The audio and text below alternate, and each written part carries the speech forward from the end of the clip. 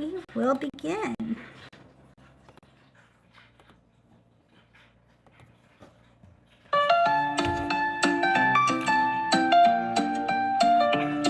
It's a brand new day and she's back again. Get yourself a beverage, let's get settled in. It's Decon Q&A with CrystalJae. Hey, hey, hey, all our favorite heathens gathered in one place.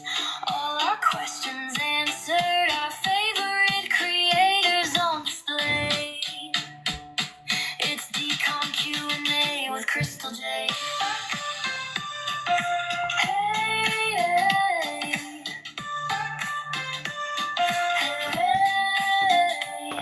Five, four, three, two, one, get ready for the fun. Decon Q&A with CrystalJae.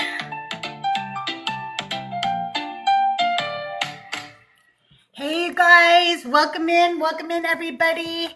It is Decon Q&A with CrystalJae, and today my special guest is Radio Spencer. Hey Spencer, how are you?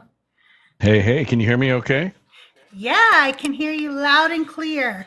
Okay, I'm doing going to great. ask I've been looking forward first. to this. I too. I just want to ask, just to make sure, what are your pronouns and what would you like me to call you? Oh boy, what I call myself or what my family calls me in anger? Because there's a whole set of pronouns for that. I probably won't be angry.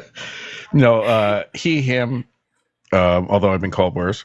And I'm sorry. What's your other question? And what do you want me to call you? Just Spence or Spencer or what do you want me to call you? Spencer, whatever you like. Yeah. All right, sounds good. You guys, I am she, her, and I am CrystalJae. And if you could get me up to 5,000 likes as quickly as possible, I'd really appreciate it. Make sure you're also doing the little heart me's here and the team bracelets, and then go up and claim your points, because for some reason they've added an extra step now to get us up in the algorithm onto the FYP. I also have a gift goal today of 666 of the GOAT one coin of gifts, and I am trying to reach over 100 subbies this week. So if you haven't subscribed, please think of doing so today. It's less than a cup of coffee a month, and you are subscribed to Hulu, Netflix, Paramount Plus, and the NFL Premium channel, which sucks because you can't even watch it on your TV. You have to use a tablet. So why are you still subscribed to that? Cancel some of your subscriptions and then come over here and support small creators like myself and like Spence, and yeah, get more bang for your buck. I see so many awesome people here. Hi, Decon Cam. Hello, that guy. Hello, Schley. Hello, Tahir. You guys, thank you so much for being here. I love you guys so much. Okay, so here's how the show works. Spence, I'm going to ask you some questions first. Hard-hitting, journalistic questions. I hope you have your tissues ready.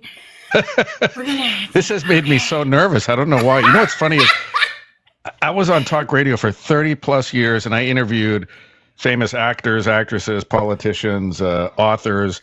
But I came to think of it here, Crystal. I've only been the subject of interviews maybe 5 times my entire life. This might maybe the 5th or 6th time. So even though I've interviewed thousands, I'm on the hot seat now. So I've been a little nervous, to be honest with you. It feels weird being interviewed, huh? It really does. I like interviewing. I prefer asking the questions. I'll ask you some questions, and then we're going to invite everybody to come up, and they can ask you questions. Sometimes they're a little shy, so I let them ask the questions in the chat, and then I'll just read them out to you. Oh, and hello, everybody on YouTube this morning. Thank you for joining. Also, I will read your questions from YouTube. So if you guys have questions for Spence, just let me know. Oops, I always forget to turn this down before I do that. Hi. Hey, everybody on YouTube. Thank you for being there. I appreciate you. You are so nice, Noah. Thank you so much.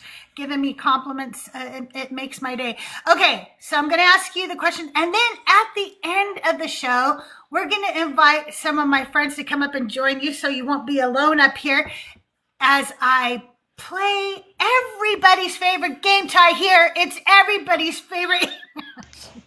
She's hiding from me.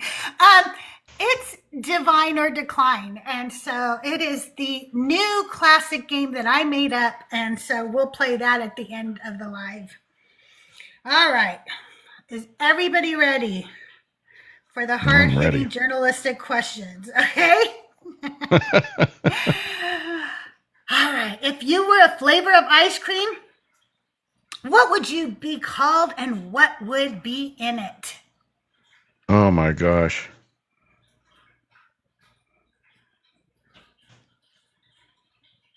Oh boy. Peanut butter, mushrooms, and Spence. And it would be that's a terrible combination. Boy, these questions are going to be hard. I just picked my favorite like flavors in general. Like I love mushrooms. Like I'm big on the rice, mushroom coffee, and cocoa and stuff. So anything with mushrooms in it, I love. Plus, it's good for you, so it'll kind of override anything that's bad about the ice cream. It would have to have coffee, peanut butter, and mushrooms maybe, and for the nutritional value. But I'm trying to think what are the other things I like in there. I'm a big nut guy, like maybe pistachios. Yum. That sounds really I don't know good. if all that stuff together would be gross, though. I love them all separately, but I've never tried combining them. Yeah. Mine would be Crazy Cookie Lady because I freaking love cookies. If we could make meals that were healthy and I could just eat like a few of them in cookie form, and that's what I would do. I wouldn't. Why can't we do that? Somebody's got to be able to have done that. I just really like cookies. They're small, they're convenient, they're good with milk. Anyway, so mine would be definitely like a vanilla ice cream. But I don't want to do the cookies like that everybody has done because we've already had the Oreo, right? We've already had stuff like that. So I would pick those little pink and white animal cookies. Oh, I love those. I love the texture of those. Yeah, I like those too. So I would do those in ice cream. And then maybe since they're the pink and white, maybe just a streak of a little strawberry in there. Hey, Annie, thank you for joining. So, yeah, I think that's what I would do. That sounds actually good. And I like that idea of the cookies as meals. You know that? I mean, if a snake can talk and a dude can walk on water, and why can't we have a meal out of a cookie that tastes? What if it was like Willy Wonka, like a steak or something in a cookie, or like sushi as a cookie? Good. I don't know, maybe. It might work. Thank you, JD. They're just cookies are great, and you can never convince me that they're not. Okay. What's the weirdest or most useless talent you secretly have? It's not going to be a secret anymore, though, because I'm making you tell everybody. The weirdest thing I do, it's not a talent really, but I don't think you can see it on the video either, but I can move I can raise my forehead up and down. Oh, I will. Not my eyebrows, but make you big. Yeah, let me see. I will make you big. Let me see if I can do it. Okay. Oh, no, don't do that. Okay. I haven't been able to do it in a few years, but see how like my whole upper head's moving? That's kind of a weird nobody talent. in Hollywood could do that because of all in Hollywood, you are definitely like 1 in a million. Oh my God. Yeah, really, no. My wife will tell you I certainly don't have supersonic hearing, that's for sure, or listening skills. So that's not on the list. Yeah, I have probably a million of those little useless ones. I can't think of them offhand, but my useless talent, and I have said this before, but maybe sometimes there's new people in here, so they won't know. But I can float, like not on my back, just float. Like I actually can't sink. Like if I wanted to, I couldn't. Are you serious? So I'm really serious. So Jesus couldn't even do that. This is amazing to me. It's very well. I made a video of it before. I'll have to do it again this summer. I will show everybody how I just float. Wow. I told Christina Carroll that one of my favorite things to do is when somebody who doesn't know that about me comes to my house for like a swim, I bet them $20 that I can tread water longer than they can. Wow. Have you always been able to do that? Like, have you done it since like childhood or what? I don't remember the first time I realized it. I was like an adult, and I realized I was just sitting there and my head just stayed above the water the whole time, and I didn't have to move or anything. And I was like, hey, this is pretty cool. But then when I had children, they suddenly thought that meant I was a flotation device. And so they would all like jump. And I'm like, no, it doesn't work when you guys add weight to it. I do sink then, okay? So, you sit in the ground and stop. Right.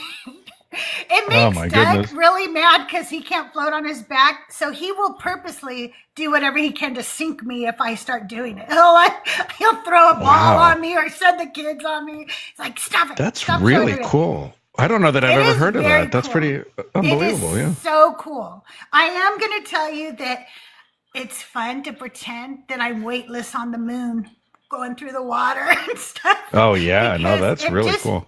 It feels, and sometimes I will go out and just float so I can kind of straighten my back out because I'm weightless like that and stuff. So it is pretty cool. It is. I'm not gonna lie. Okay, if you could turn, if you could turn any everyday chore into a competitive Olympic event, which one could you win gold in?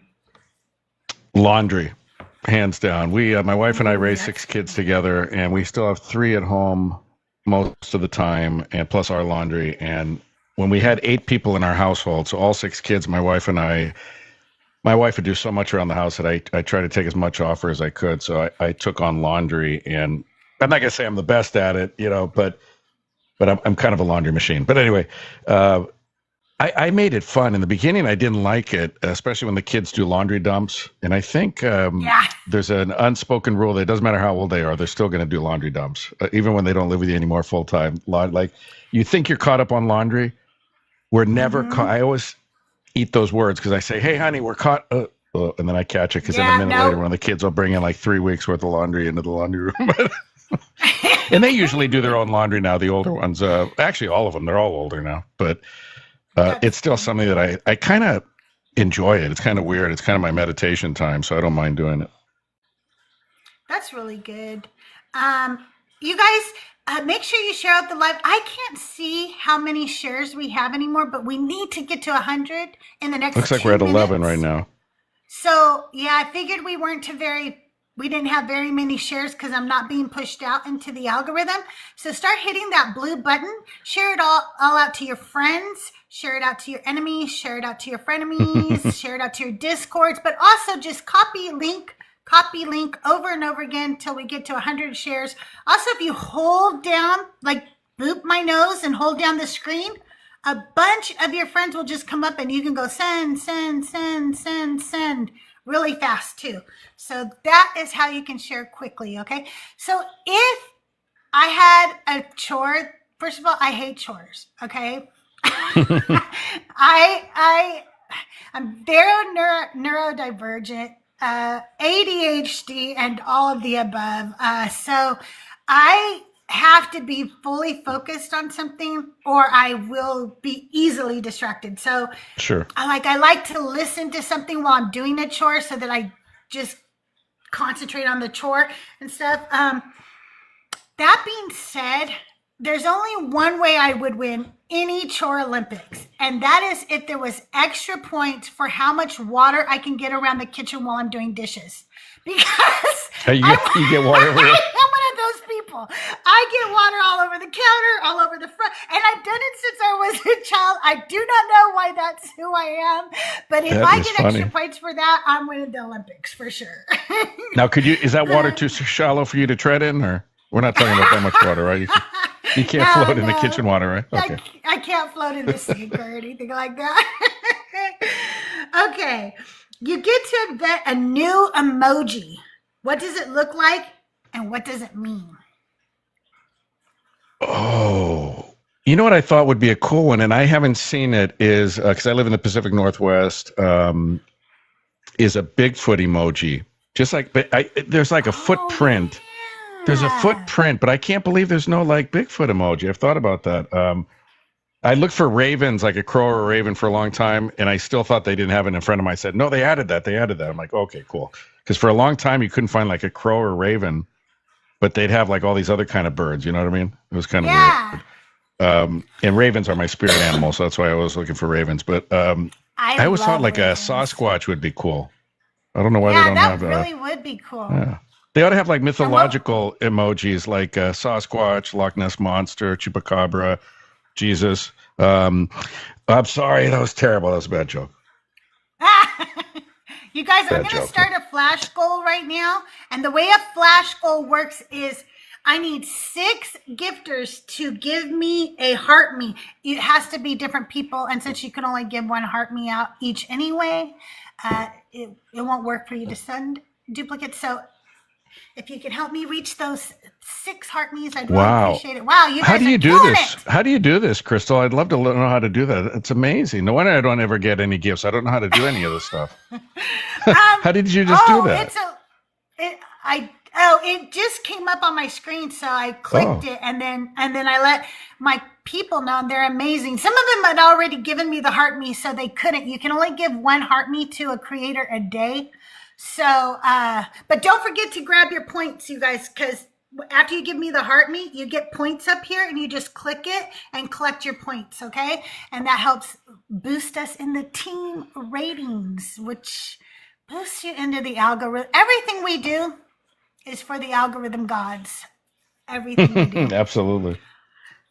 I've never worshipped Jesus like I worship the algorithm. Okay, let's see. If I had to make an emoji, you really made me think now about this one. I did notice this week I was looking for a couple of things that I couldn't find for emojis. One, I wanted just something that looked like a little list, like you were making a list. They didn't have that. I wanted to make one. I wanted to do something and use a TV, but they don't have a TV. It's more like a computer looking thing. So, interesting. I don't know, maybe something that we don't have. But the reason I like the list, because like it was to remind me to make a list. I could just push the emoji and be like, hey, don't forget, make a list. I don't know. No, that's a great idea. To shorten. I don't need to type it all out that way. Okay. You know, I wonder about emojis on that real quick. I bet you 90% of those emojis are never used by anybody. You know what I mean? When you look through them, they're so obscure. Like, why would someone? It's so weird sometimes. Like, they have little buildings, right? Like a whole city of different buildings. I've never once texted someone or used an emoji of like a building or, I don't know, even a bus or something. There's all sorts of ones that I don't think most people ever touch. Yeah, it's true. There are some really weird ones. And then aren't there even like traffic signs? No, and I don't mean just a stop sign, but like... like little international signs and stuff. Yeah. And I go, who uses those? Get rid of those and bring, Sasquatch and a little checklist or something, a little list. We should make up like some kind of little code for what each one of those obscure ones means, but it'll mean something dirty. And whenever we type it, we know she just called him out, That would be really funny. And the algorithm couldn't touch it. Right? They would be like, why are they using those weird emojis all the time now? That's funny as heck. Okay, if your life had a laugh track or a dramatic music like a TV show, which moments would trigger it most often? The laugh or the dramatic? Oh, the laugh, definitely. I'm definitely a laugher. I try to minimize drama in my life. I know we have a lot of it like everybody else, but mine would be more of a comedy, I think, than a drama. Make people laugh. Mine and stuff. Too. I love laughing. I like making people laugh, and I hate drama. I hate it. And I remember growing up, my mom always made it seem like I was dramatic or something. Like she would say stuff like, she would say, oh, you're such a martyr. And this was when I was very young, so I didn't even know what that meant. And I was like, what does that mean? And it would take many years for me to learn the word projection. And then I was like, oh, she was projecting. Okay, now I understand why. Because I wasn't the one that was the martyr. So, Right. Yeah, but I'm not as dramatic as people, thought I was when I was growing up. I do not like drama. I don't like confrontation. I do have to confront people many times, but being a mod or being an admin for the Discord or being a mom and a grandma and things like that. But it's not my favorite thing to do, and I don't like the drama. So mine would be a laugh track as well. Good. Okay, you're stuck in a video game for 24 hours. What kind of game is it, and how would you survive? Oh, I love this question. Your questions are so good.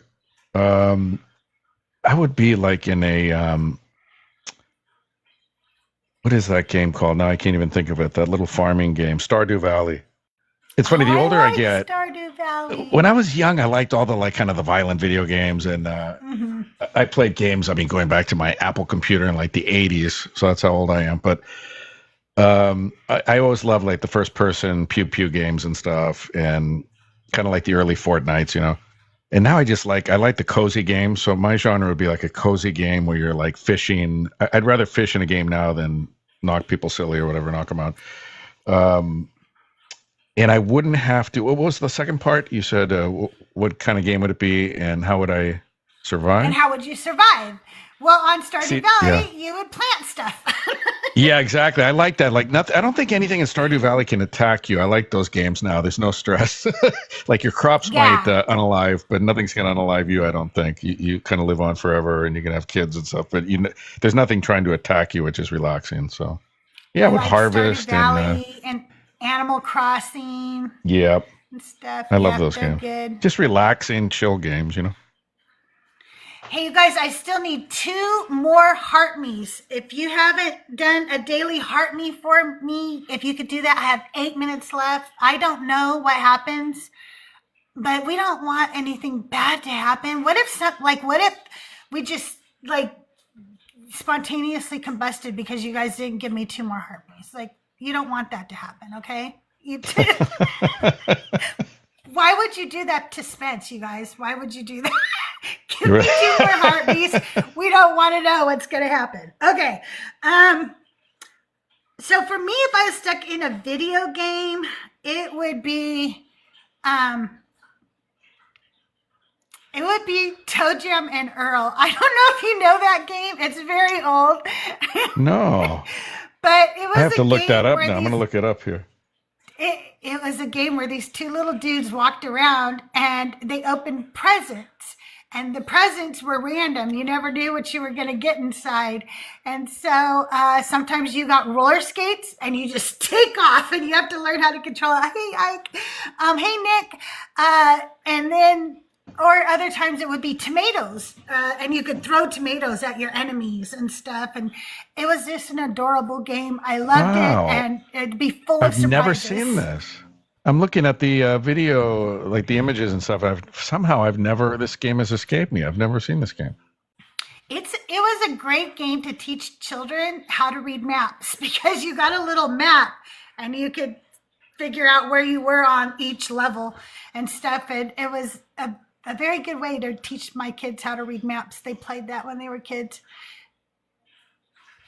So, yeah. And 1991. And once you opened a present, let's say it was a white present with red polka dots, every white present with red polka dots had the same gift in it. So you knew what it was, unless you hit the randomizer. And if you opened a randomizer, it randomized all the gifts all over again. And you didn't know what any of them were. So, wow. It was fun. That's pretty cool. Okay. And I would survive by just opening presents because that's how I always survived that game. I just kept opening presents.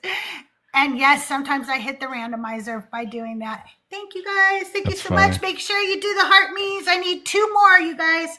All right.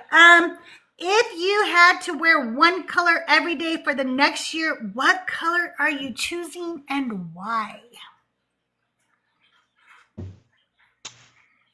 I would Oh, thank you. We say, achieved it. Yay. Now we oh, won't that is awesome. spontaneously combust. I It appreciate was very you close. I was guys. feeling hot under the collar here. But I would say Says you got a purple, theme kind of for like your the purple in your Q&A, that color right Oh, there, yeah. or maybe the one in Decon. And it's funny because that was my favorite color as a kid, and I forgot that for a lot of years. Like when you get to be an adult, you're like, what was my favorite color as a kid? I'm like, yeah, it was purple, and then it stopped being purple for a few years, got into like the blues and greens maybe or whatever, brighter reds and Yeah. oranges, and then it went back to purple. But I love that whole color scheme you have back here are some of my favorite. I love it. Yeah, I'd pick any of those really. Now that you said purple, it made me realize what color I would pick for two reasons. It is my favorite color, which I don't normally have favorite colors, but now I realize this is kind of my favorite color. And I like saying it. I would pick periwinkle. Periwinkle is such a great mixture of blue and purple. And so I think I would pick periwinkle. Just so I can say it's fun to say too. Yeah. You know, I don't want to interrupt you, but I saw a comment in there. How is it if I block people, I could still see them even on someone else's live? Like Southern Baptist 'cause you Warriors can't- accusing me of blocking them. He says Yeah, I'm a coward you because I can't. blocked a bit of. But it's okay. I only block people when they get really annoying and they have to do something really to get blocked, or else I'd be blocking everybody. So if he got blocked by me, it was for a good reason. I promise. But I don't remember offhand. They don't let you block them so you can't see them in other people's shows, which was weird to me when I first started too, because I was like, oh, I have to see this guy in every live. Yeah, But, yeah. You know, whatever. Okay. Some people have just very small self-esteems and have to follow you around and say stupid stuff in chat because they don't really have a life. It's kind of weird that they have It to really do is. that. Yeah. But He says you I made a guys, comment. He got destroyed by arguments. That's all. Oh, okay. Yeah, that's what they always say. All right, Southern Baptist. Yeah, we all believe you. You're not modded, Tahir? Absolutely, I will mod you. Oh, it says you're modded. Oh, on YouTube. Okay, I will do that. Give me just 1 second.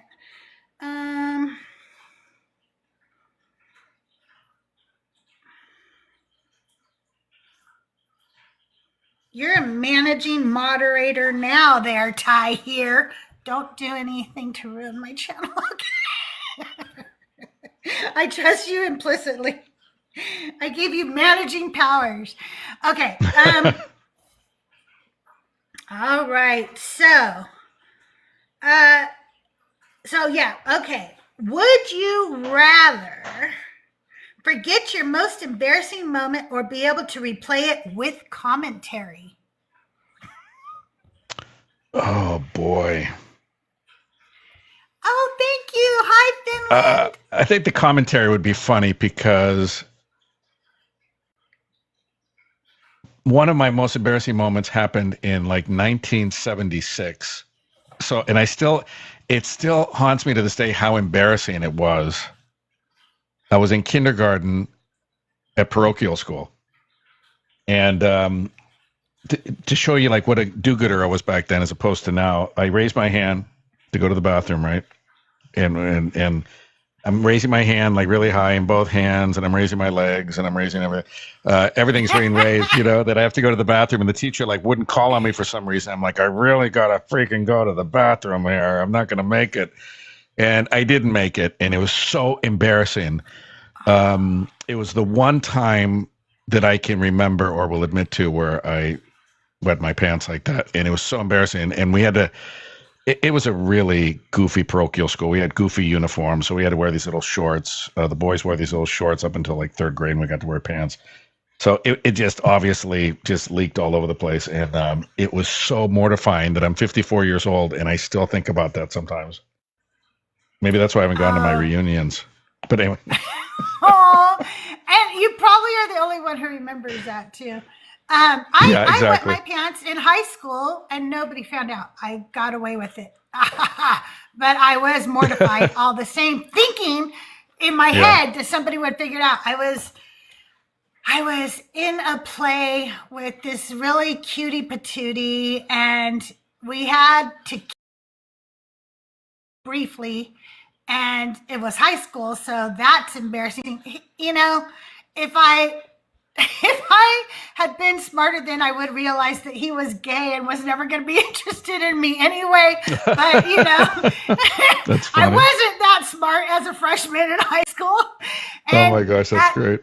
And we were both so into the role that we were playing that that we could make each other laugh and break character. And on the day of, he made me break character and I started laughing. And sometimes when you're up on stage and you start laughing, you get the giggles and you can't stop. You know, I used to love it when Tim, what was his name? Harvey Korman and Tim Conway. Yeah, Tim Conway would make each other laugh that hard. Oh my gosh. And they couldn't stop. That's what happened. And then I wet my pants. But I was wearing, if any of you know, back in the 80s, what any of you ladies out there were these big overalls that were very popular, where literally the crotch for the overalls were like down by your knees. So oh my gosh. So nothing really got wet because they were so big. Yeah. And so nobody. I wish I had that back in 1976. It would have been. I met Harvey Korman and Tim Conway on their last tour together years ago. This was in the 90s, I think. And I was on the radio back then locally, and I got some VIP tickets to meet him backstage. And it was one of the biggest deals of my life, because I think those are two of the funniest comedians of all time. And I got a picture, you know, in between both of them, and got to shake their hands and talk to them for a few minutes. And they were just as nice in real life as you would hope. Oh, they just seem so amazing. I love both of them, and still could watch them to this day. Oh, yeah. I think that their humor is timeless for real. I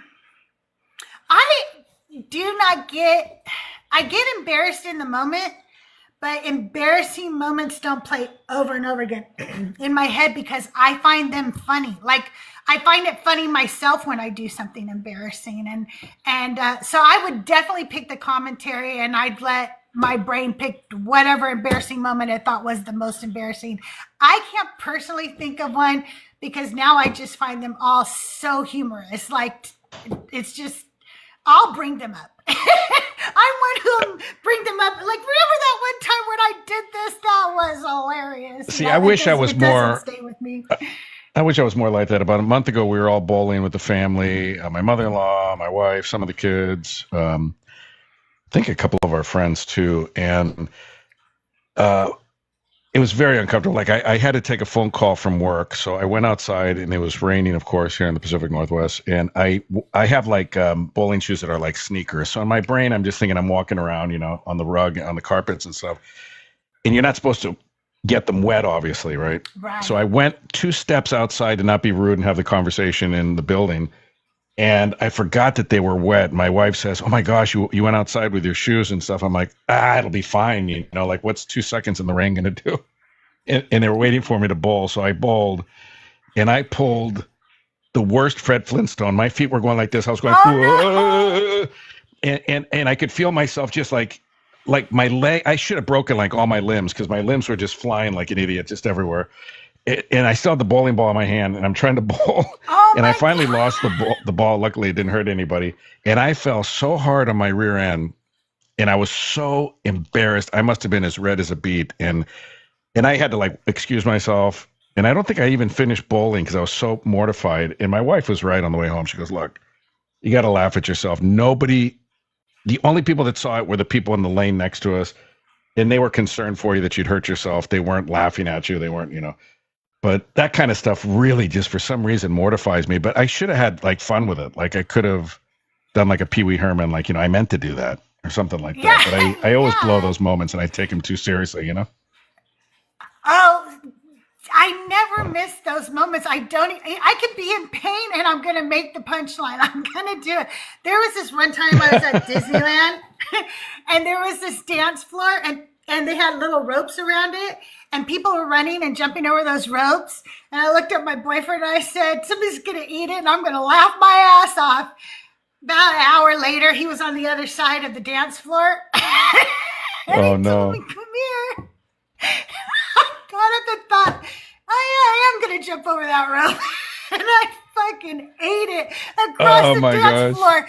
So not only did I say, I'm going to laugh at somebody who does that, you know, and so he goes, are you okay? Are you okay? And I'm like, shut up. Shut up. Just get me out of here. I can't believe I did this. But then I joke about it all the time because it was just one of those things where it's like, I deserved it. I full on deserved eating it. You want to laugh at somebody? Laugh at yourself because you're about to go down. Yeah, exactly. So, that is what they call the karma, no? Little karma. it is. And Instant I should karma in that know case. that it's going to happen to me because it's not Sure. like it's never happened before. It seems to be a repeat thing in my life. There was this other time when I hurt my shoulder, the reason why I had the surgery that everybody's wondering about, I fell 2 years ago and it took this long to get the surgery. But I fell 2 years ago, and as I was going down, my brain was telling me, hand your husband the plates, because I had plates of food. I literally had plates of spaghetti. Oh, no. And I'm going down on carpet on top of that. So anyway, I'm going down, and in my mind, I'm like, hand your husband the plates. That mistake would be what would tear my rotator cuff, because if you fall with your arm outstretched, that is a very common way to tear the rotator cuff. And as I laid there on the floor, he goes, are you okay? And I'm like, no, I just spilled our whole dinner. Meanwhile, I'm on the floor, and he's like, no, I meant, are you okay? And I'm like, no, like, why didn't you take the food? How did you not read that? Like, I didn't know what you were doing. So, yeah. You doing better, though? I actually am recovering very well. So much so that my physical therapist was not convinced that I had surgery. Like, she literally is like, are you, like, but did he actually do rotator cuff surgery, or did he just go in there? And I'm like, no, I literally had the surgery. Plus, he cleaned it all up because I have arthritis, so they can clean that up a little bit when they're in there. Wow. Praise Jesus. Yes. Sorry. My physical therapist, Jesus. No, I'm just kidding. That would be awesome. He is Hispanic, but I don't think his name's Jesus. It could have been. It could be. I've literally never asked him. Let's see. A wizard offers to make you great at something totally random, like folding maps or impersonating traffic lights. What's your weird new skill? Oh, this is going to sound crazy, but I'm at the point in my life where I don't really want to, any like totally big superpowers. But one thing that has driven my wife nuts, and I'm very kind of analytical and logical. Like, my brain works a certain way. And I have a great imagination as well. But one thing my brain doesn't do well is like spatial things. Like, that part of the brain was really dumbed down to me when I was born, I think, because I've never been good at like spatial puzzles and stuff. I am 54 years old, and I cannot fold a fitted sheet to save my life. I get wrapped up in it, and I try to get my arm around it. My wife says, what is wrong with you? Look, just do this. And I've watched YouTube videos. I don't know how, I can't fold a fitted sheet into a perfect little square like I can the regular sheets, obviously. So if a wizard could give me that power where I could just make it look easy, I know that's a dumb power. I should have picked like curing cancer or something like that. But no, because we wanted it to be a little, lighthearted here. That's a good one, because I am convinced that I can do anything humanly possible. Like, I could learn any skill. I could do anything. But I am also convinced that at this age, I don't care to learn any certain things. I think I am now at the point in my life where I just don't give a shit how you fold a bottom sheet. I'm just gonna roll it up and shove it in It's there. so funny. It's gonna be fine. I think I only have so much patience for learning right now, and I'm gonna learn the things that I want to now, not like that. Yeah. You know. Exactly. I'm just gonna learn fun stuff from here on out.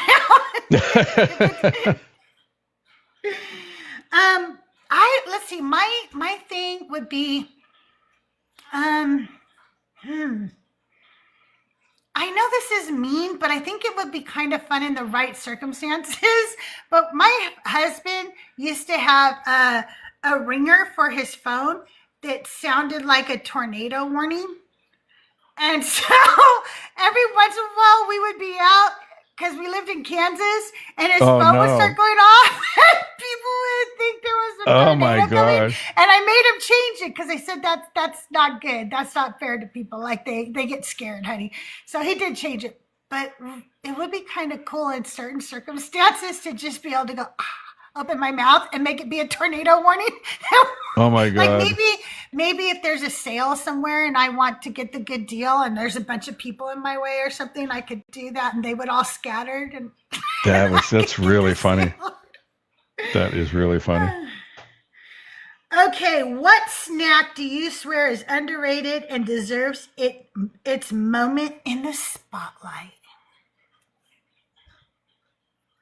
I hope this doesn't disgust people. I had this actually for lunch today, and it's kind of my go-to now because I'm trying to do kind of the higher protein. I've given up red meat. I'm trying to wean myself off chicken, but it's such a good protein source and healthy for you that I just haven't been able to. But I bet you that the people in the chat are going to go, ew, gross.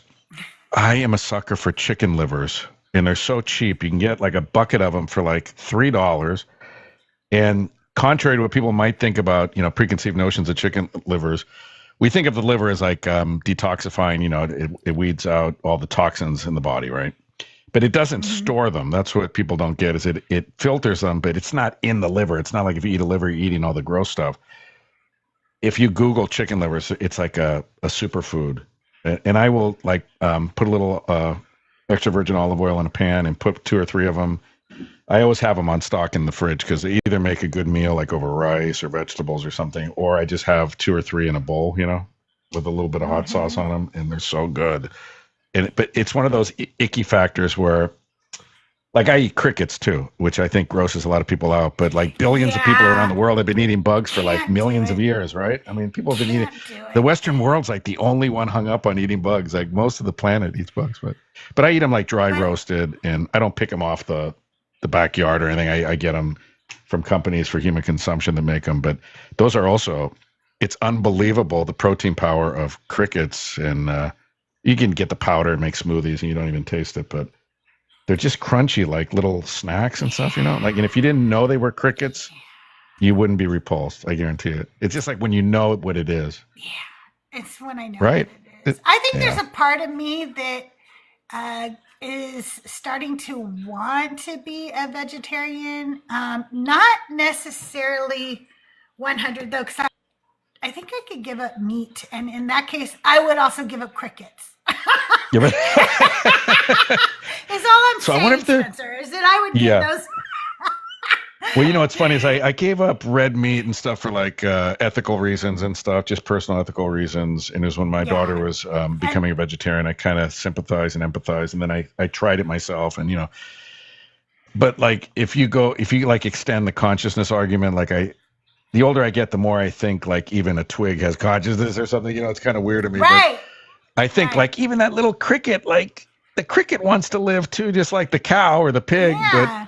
But I kind of look at it as like a bug as opposed to like a cow or a pig or something like that. I guess it may be kind of weird, but I think like if I'm going to wean it down to still eating technically a living, breathing animal, if I can get to the point where it's crickets versus cows, then maybe, I mean, I know it's got a less of a carbon footprint, and it's better for the environment too, but I don't think I could ever not eat at least bugs. You know what I mean? Like, I don't think I could ever be a good full-on vegetarian or vegan.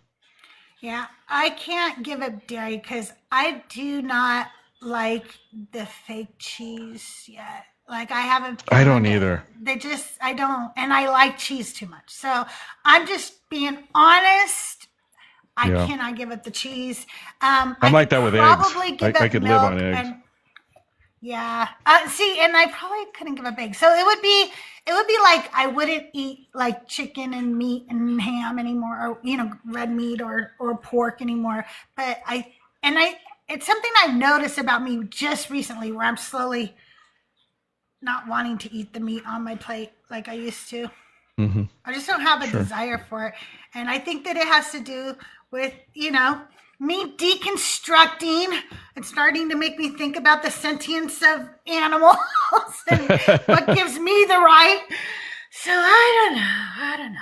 Just one of those Well, things. the Bible says you can do whatever you want with animals. I think know. it says there, right? So you could eat whatever you want and make them do whatever you want, tricks and stuff. And the Bible says so, I think.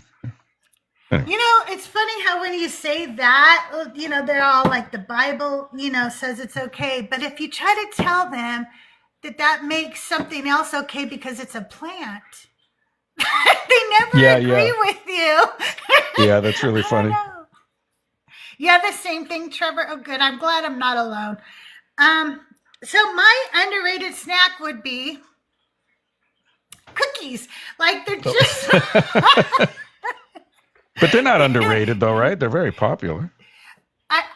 I'm just saying they could be more popular. We can make them a meal. That's all I'm saying. If we can make them breakfast, lunch, and dinner, then we would be where they deserve to be because they're the best.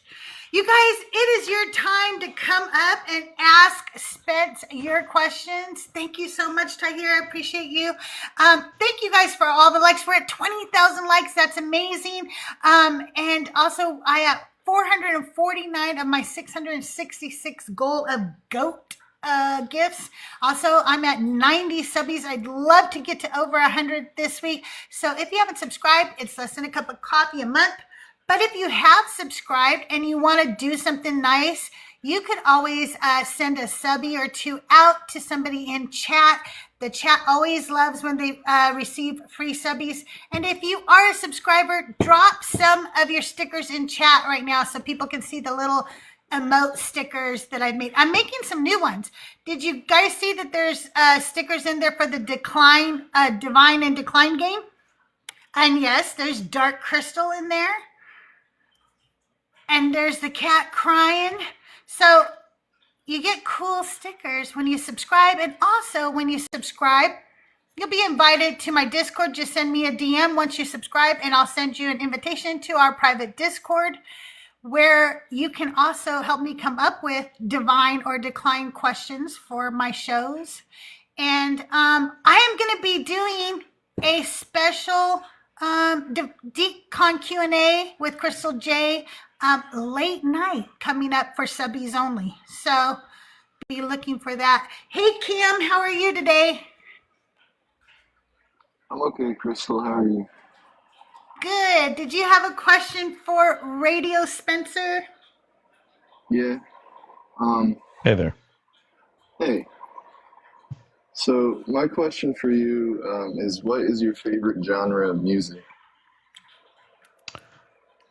Oh boy, that's a tough one because I like every genre except some rap. I'm not huge into the rap, and I'm not huge into the country music, to be honest with you. There's some like classic country I'll listen to. I don't like some of the newer, younger country. But if I had to pick, oh boy, how about this? It's a tie between classic rock, like 60s, 70s, into the 80s, and jazz. I love jazz, but they're totally different genres, you know? So if I had to pick one, oh gosh, I think overall, believe it or not, I'd pick jazz, even though it's a close tie with classic rock for my favorite. But I love John Coltrane and Miles Davis and Stan Getz and all those guys. I love kind of not the smooth jazz, but I like the classic jazz. But that's a tough one because I like so many different kinds of music. Thank you so much. Thank you for sending out the subbies. but yeah, I'm pretty versatile with music. I eclectic, I should say, with music. I can listen to just about anything, and I've gotten into a lot of groups through my kids, and they've gotten to know a lot of our music, from listening to our music. So it's kind of cool when different generations share music with each other. Yeah. What about some favorite songs? Boy, almost anything Pink Floyd. Big Beatles fan. I don't know that I could pick. That's not true. There's some songs. I'm trying to think. I have a short list, actually. Why can't I think of it now? Songs that I think of these weird things sometimes when I'm in the shower or just walking around or whatever, just meditating. Like if I got stuck in a loop where I can only hear one song in my head over and over again, which one could I hear without losing my mind completely, right? And one of them is Al Stewart's Year of the Cat. I don't know if you're familiar with that, but I absolutely adore that song. I have heard it on loop for I've tested myself. I've listened for hours on end, and it hasn't driven me nuts yet. And I got a chance to meet him and have dinner with him back in the 90s, and I got to thank him and shake his hand and go, you have great music. All your music's wonderful, but this song, man, is haunting to me. Like somehow, I don't know if it's like past life or something. It couldn't have been past life because it came out in this life, so that's wrong. But there's something about that song that really, really touches me, and I don't think I'd ever get sick of hearing that song. So that's one of them. Ventura Highway is another one I don't think I get tired of. Why am I blanking out here? Summer Breeze is another one. There's 5 songs I think I could choose, so it's not a lot of them, but yeah, I think Year of the Cat's probably my all-time favorite song. Nice. I like it. These are good questions. What was your first online radio gig? Were you on air? I mean, not online. On air. My first one. First one was 1991 in San Francisco. And I was so thrilled because it was the #1 radio station in all of Northern California, one of the top 5 stations in the whole country. And I was still at college, so I was kind of interning there, but I knew that's what I wanted to do. When I was 11, I decided I wanted to get into radio, so I knew early on. So when I was about 19, turning 20, I got into the biggest station, on the West Coast, as an intern, and they let me do some stuff on air. And then I ultimately got my first. I did segments on the news on that one, so that was my first on air. But my first on air show, it's funny, I made a New Year's resolution in 1994 to be on the radio somewhere in America with my own show. And I debuted December 31st, 1994 with my own show. So I made it by 12 hours, the deadline. So that was my best New Year's resolution. I've never really kept any others over the years. That was the only one. But yeah, so my first official show started December 31st, 1994 in San Francisco. That was my first on-air one. And gosh, did it up until about a year and a half ago or something. So yeah, it's all I ever wanted to do. And the business just changed so much, and consolidation unalived it. And it just changed so much. It got unbearable. It was being run instead of by radio. It used to be radio people running radio stations, and it became multi-billion-dollar conglomerate companies running radio stations, and that just totally wiped it out. Really, they ruin everything. They ruin everything. Yeah. You'll have a favorite little mom and pop store, and then they'll decide, hey, I'm going to make another little mom and pop store. And before long, they're a little franchise, and you love them because they're just small. And then some corporation buys them out, and suddenly they suck, and nothing's the same again. And it's the same with bookstores, coffee shops, you name it. Corporations kill the small business and make it unbearable. Yeah, and pretty soon, 3 companies are going to own the world, and I don't like it. People say, Amazon, Bezos might buy TikTok, and I'm like, oh, great. So everything I order online, except for on here, all my books, all my movie, all this stuff, and the platform I like the most, they're all going to be owned by this one guy, just because he, I guess he's divested from a lot of it, but I don't like that everything is 2 or 3 companies these days. It just, I think competition. I don't like the competitive nature of capitalism sometimes from that standpoint, but I think when I say competition, I mean choice, you know? Like I like driving into a town, and if I have to fill up the gas tank, I want 4 gas stations, one on each corner, and then I can decide which one to go to. I don't want like one oil company owning all the gas stations, because then there's no incentive to, you know, lower the prices or anything like that. Yeah. So what was your first show about? Was it a news show when you had your own show?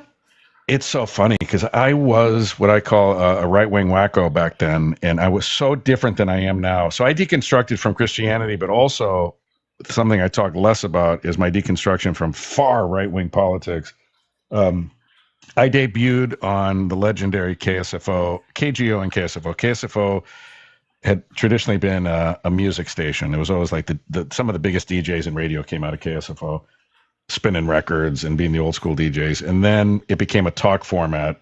And when I debuted, I was one of like 3 local talk show hosts on this conservative format. So I was very right wing. It was all right wing politics. It wasn't any, and it was from a very Christian perspective as well. And I remember I cringe, and I don't run away from it, but I do cringe at my old self, because I remember in 94, 95, somewhere around there, taking a lot of calls on, and you got to remember, this is San Francisco. This is, you know, the GAY capital of America, really. And at the time, I was so close-minded. This was years before knowing I was going to have a lesbian daughter one day. This is me in my kind of Neanderthal days. I was so against everything I defend.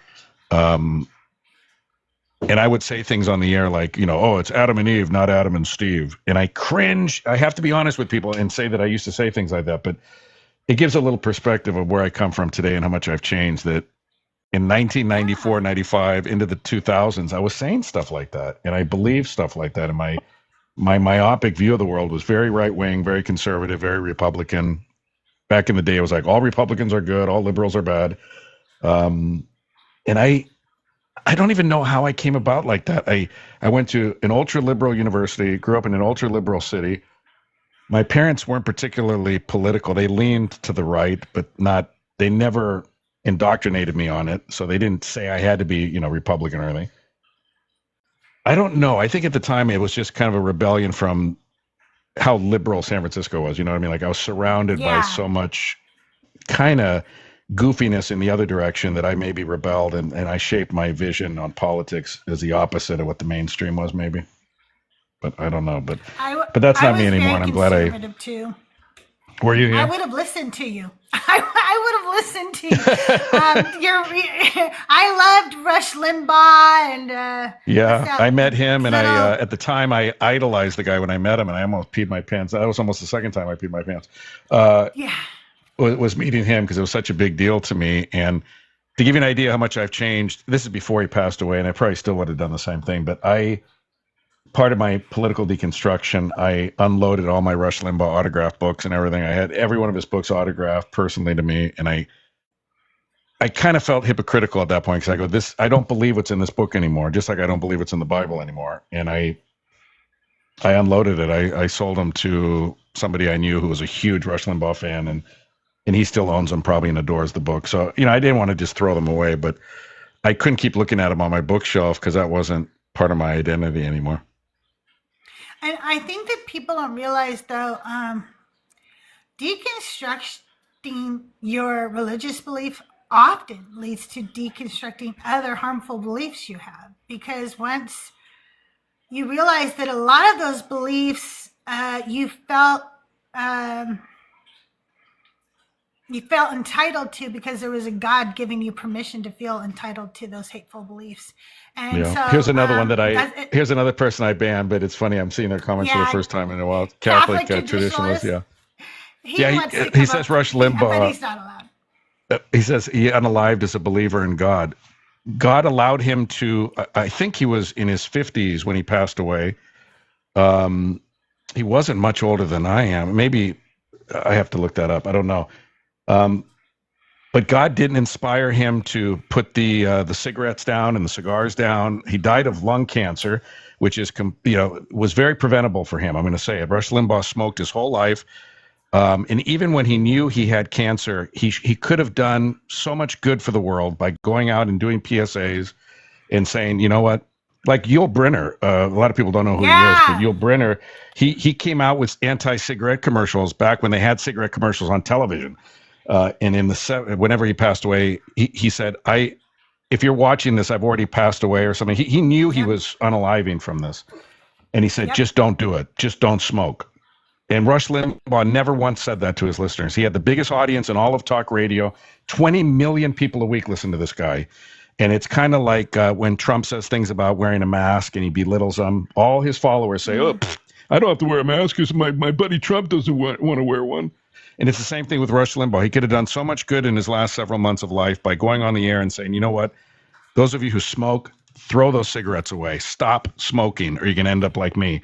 And he didn't do that. God didn't inspire him. I mean, I guess he didn't inspire him to do that message. He didn't inspire him to stop smoking in his life. And God didn't allow one of his biggest defenders to live a long, healthy life. I think that's interesting that and I'm only bringing it up because Catholic traditionalists wants to say, oh, he's a man of God and believed in God. Yeah, I know. God didn't do him a whole lot of good, did he? Didn't do Rush Limbaugh a whole lot of good. No. Yeah, sorry. I get a little I get reactionary to this stuff because I loved Sean Hannity. I loved them all.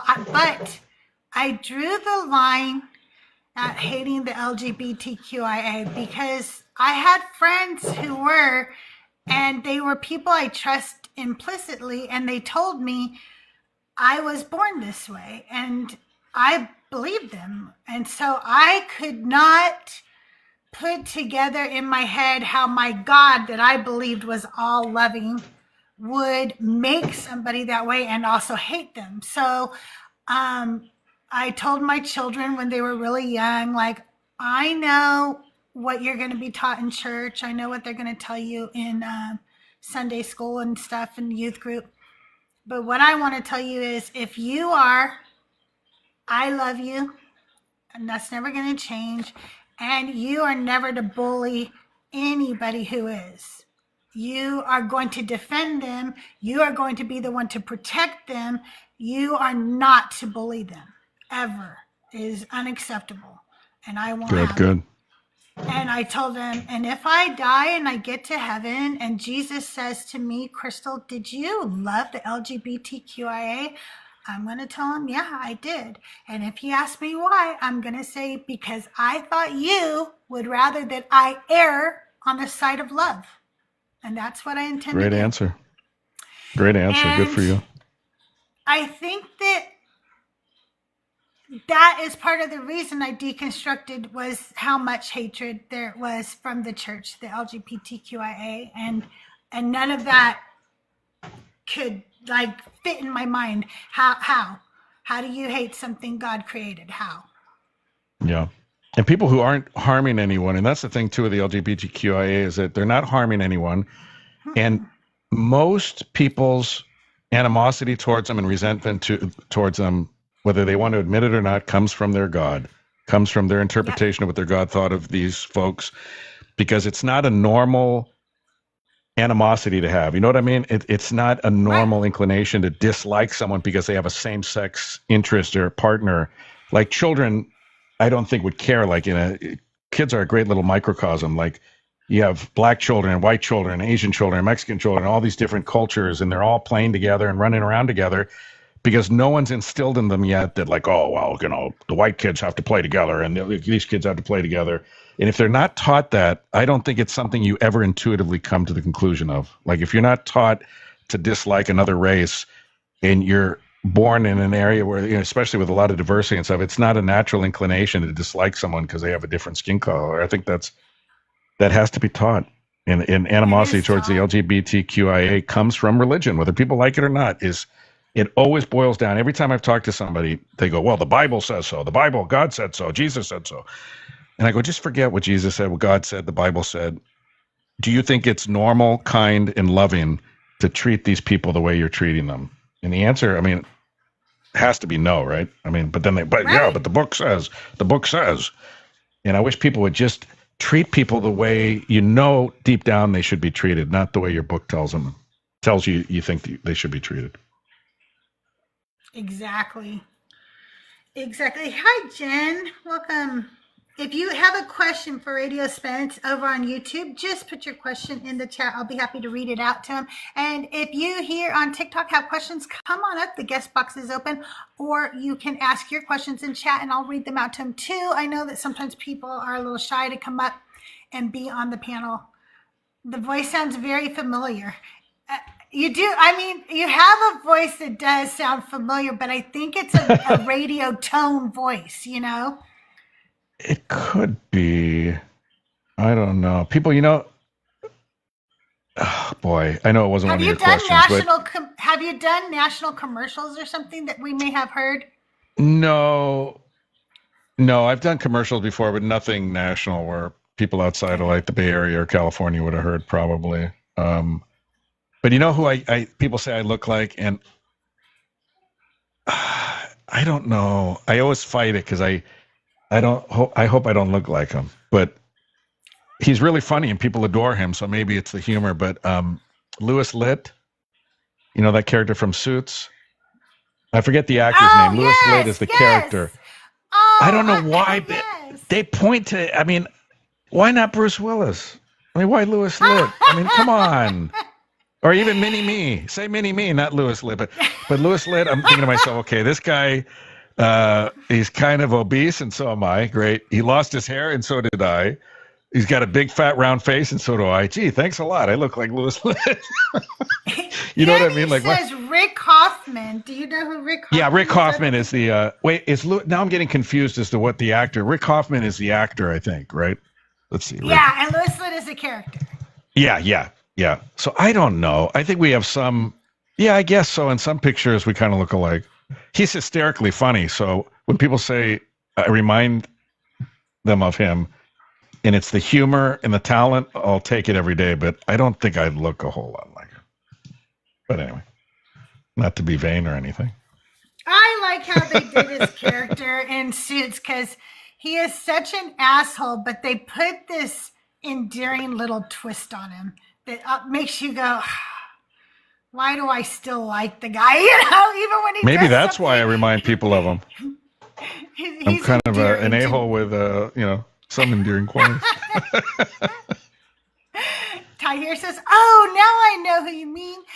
All right, you guys, if you have questions, please feel free to ask them in the chats and I'll read the questions out. So were you always in conservative Christian talk radio, or did you ever do other genres? I did kind of secular. Well, that was the first one I started was the all conservative format. And then the other stations were not necessarily conservative, but I kept my conservative edge to me, and leaning. But that was the first station. No, that's not true. I came back to, it's weird. I left KSFO and then like 20 years later came back and it was still the conservative format, different ownership. And it was a terrible place to work at that point, but I came back and, was still doing the right wing politics. It wasn't until the last maybe 5 years that I kind of spoke out against right wing politics. And that's when it took me a long time to deconstruct from that too, but it wasn't always like conservative stations or formats. It was just kind of my take on it. I almost said shtick, but it wasn't a shtick. It was honestly who I was at the time. It wasn't. Some people say like Rush Limbaugh did it for the money, and I don't know how much of that's true. He seems like a pretty conservative guy when I met him and stuff. And I'm friends with his best friend, and he said, no, that's who he is. That's what he really believes. I know there's people that argue that a lot of these personalities just mimic whatever they think is going to make them the most money or get them the most ratings. But I genuinely believed all that junk. So. Oh, I did too.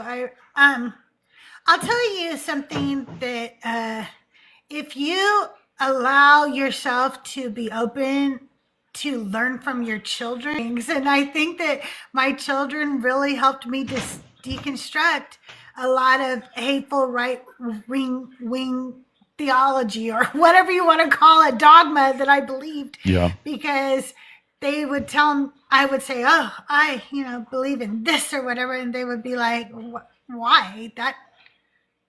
That's that's not moral, that's not right, or whatever. Like just even breaking down capitalism for me, they're like, no, capitalism isn't the moral standard. That's the opposite of being moral, Mom. And I'm like, what? How? Helping me to realize things about myself. But as a parent, you have to be open to say,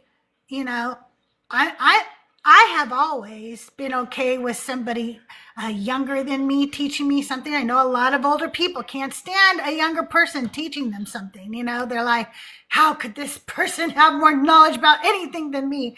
Because we all have different lived experiences, right? So, sure. And then to say, I'm going to allow my children to do this and not think that it somehow lessens who I am in their eyes. Because I think a lot of parents think that it somehow reverses the roles if you allow a child to teach you something. And I don't see it that way. I think that it builds mutual respect between both of us when they see that I'm willing and open to listening to them and learning from them. Yeah. And everybody needs to do more of that. Yeah. No, absolutely. They were like, Rush Limbaugh's an idiot, Mom. What? Yeah, it's really interesting, isn't it? When you when you deconstruct, you leave. Well, you lose a lot of. I lost a lot of friends. I lost a lot of family, but you also lose a lot of your heroes and stuff. Like the people that you idolized, you realize aren't as good as you thought they were, aren't as great as you thought they were, or believe things that you now see as toxic. And one regret I have regarding all that is I remember over the years having a lot of young people come into the studio and watch me do the show. And what's cool is that I still hear from a listener from like 1995, and he was like 12 years old or something. That's the age when I fell in love with radio, and he'd sit in with me, and he used to come. He was kind of a recurring guest that would come in, and I'd let him sit in on the shows and stuff. And he still reaches out to me, and he's a dad now and has like 4 kids. And it's crazy to think I met him before his voice changed, and he was ultra conservative because of me, but now has deconstructed as well. And we lost sight of each other over the years. So it had nothing to do with my deconstruction, but he found me again on YouTube, and he goes, "Oh my gosh, I can't believe that you're saying what you're saying, because I totally went the other way too." So that's kind of cool. But I regret thinking there's a lot of minds that I helped kind of shape and push in a certain direction that I now know is toxic and wrong. And I only can hope that maybe they go through the same experience someday of deconstructing from it. I just hope I didn't poison a lot of minds, I feel that, because there were a lot of people that I brought to the Lord, and really convinced them that Jesus was the only way. And now they are hardcore Christians, and they're indoctrinating their children. And that's a lot to live with. But the thing is, and I don't know like how you grew up or whatever, but for me, I was indoctrinated into a church. Did I probably go deeper than the rest of my family? Yes, but then again, that's a little bit of who I am as a human being. If I believe in something, I go full blown for it. I'm very passionate about things. So I was indoctrinated, and so that's what I learned to do. And I have to forgive myself for that, because if I had a choice, I wouldn't have done it. No, absolutely. So Tahir says, what was your best radio experience? Oh, boy. I'll give you 2. I met a lot of famous people over the years, everybody from, like I said, movie stars, politicians, authors, and I'm probably missing someone big here, but I didn't get a chance to interview him. But Charlton Heston, who's one of my favorite classic actors, a lot of the young people might not even know who he is. But what's funny is he played Moses. He was in a lot of the biblical movies and was a big Christian himself. But I grew up with him on Planet of the Apes. For me, that was like, the ape movies and stuff. And he played the astronaut that landed on the Planet of the Apes. And I found out in San Francisco, I was radio was on the third floor, I think, and TV was on the second floor. And someone said, "Did you know that Charlton Heston's like in the building?" I'm like, "What? Charlton Heston's in the building?" I was in my 20s at the time. And coincidentally, I had just bought his book, In the Arena, was his autobiography. And I had it in the trunk of my car because I just bought it from like Barnes & Noble like the week before, and it was still in my car. And I go, "Are you kidding me?"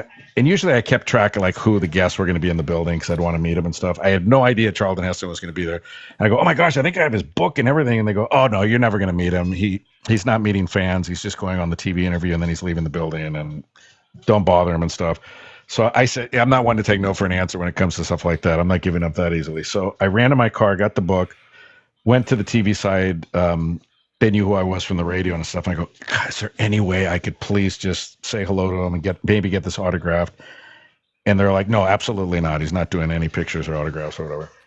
And they go, "Even if he signed it, you could leave it with us and we'll give you the book later." And I'm like, "It's not the same thing. He's just mass signing it at that point. I want him to sign it to me." And then Charlton Heston looked over and he's like, "Hello there," in his deep Charlton Heston voice or whatever. And he goes, "Let me sign your book for you," or whatever. And he, worst Charlton Heston impersonation ever. He signed it. Not only did he sign it, he signed it to Spencer from Charlton Heston or whatever, and shook my hand. I got a Polaroid because that's all somebody had handy was a Polaroid camera, a Polaroid picture with Charlton Heston. And it's still one of my favorite moments ever. And I wanted to be funny. When he shook my hand, I was going to say, "Get your filthy paws off me, you damn dirty ape." But I couldn't get myself to do it because I wasn't sure his sense of humor. So that was one. And then the other. What if he was just like, "I just signed that book for you. Give it back," or something. Yeah, like exactly. That. He'd get all pissed at you. Yeah, exactly. And then the other one that it's right up there with it was when I finally got to fill in on the radio, like when people go on vacation, you get fill-in hosts and stuff, or they get sick. I finally had my dream of filling in for the guy who got me into talk radio when I was 11 years old, Jim Eason. And he was like my radio idol. He was a radio god to me. And he inspired me. Listening to his show as a kid inspired me to get into the career. And then I got to work next to him and with him and befriended him. And then I finally got the chance. He said, "Jim called out sick. Do you want to fill in for him?" And I'm like, "Oh my God." So filling in for like your radio idol is like a huge thing. So I got a chance to do that. And sadly, I heard he passed away earlier this year, a few months ago. And I'm so sad because I lost track of him over the last 10 years or so and hadn't talked to him in probably a decade. And I always feared in the back of my head I was going to look up an obituary and see his name there. And then the Facebook alumni page for the radio station said he passed away. And I cried for hours because he was one of my favorite human beings. But that was another one of my best moments. So.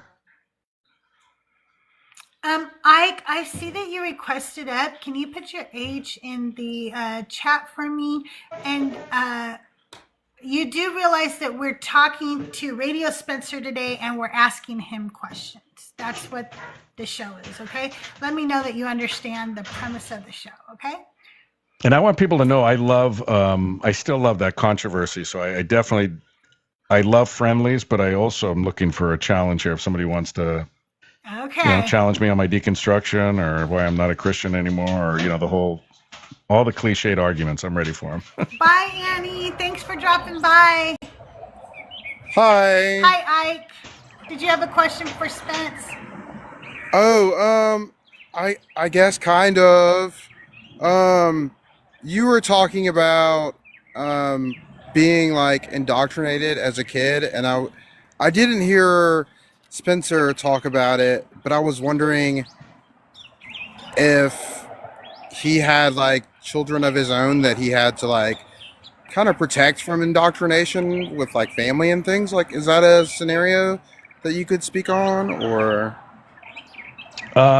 That's a great question. Thank you. Good to see you in here, by the way. So my wife and I are both, this is our second, and hopefully I ask her every couple of days if this is her last marriage, but it's our second and final marriage for both of us. And she had 3 boys with her ex-husband, who's now passed away. And then I and my ex-wife had a boy and a girl together. And I was still very Christian. She was way over the top Christian, even compared to me, my ex-wife. And So our two biological children together, we put into parochial school because that's the schools, the schools we went to were parochial schools. And at the time, I thought that was just common sense. Like, I'm a Christian, so I'm going to put my kids in a Christian school.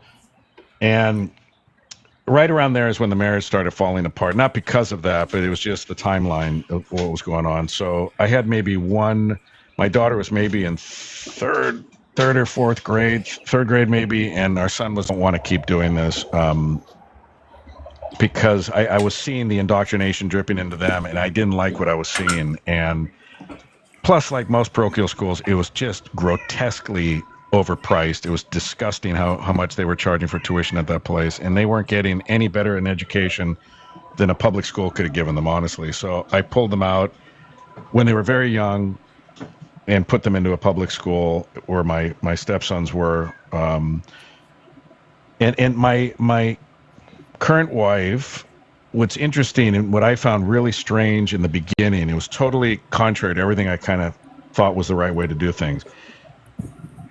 Unlike what I did and put the kids, through parochial school, she did kind of the opposite. She let her boys decide for themselves. Like, there was no church, maybe at Christmas time, but that was more for the Christmas carols and stuff and the tradition than because they were Christian. And I was aghast at the beginning. Before we even got together, I'm like, wait a minute. So you're just letting them make up their own mind about God and Christianity and stuff? Isn't that kind of dangerous? And I couldn't believe that was even an option. But I look back now, and that's how my two biological children were raised. And we had a daughter together who's ours together. And she's almost 18 years old. And she was never, when she was a baby, I was saying I'd like to have her baptized like, my other kids. But then we didn't end up going through with that because I was kind of deconstructing even then. But it's interesting how I think that's the best and natural and loving way to raise children, is to not raise them in a religion. I think it's toxic. I don't care if it's Islam, Christianity, I don't care what it is. I don't care if it's pagan religions. Just let your kid know the information, let them look it up. They have great reference sources now that I could only dream of as a kid.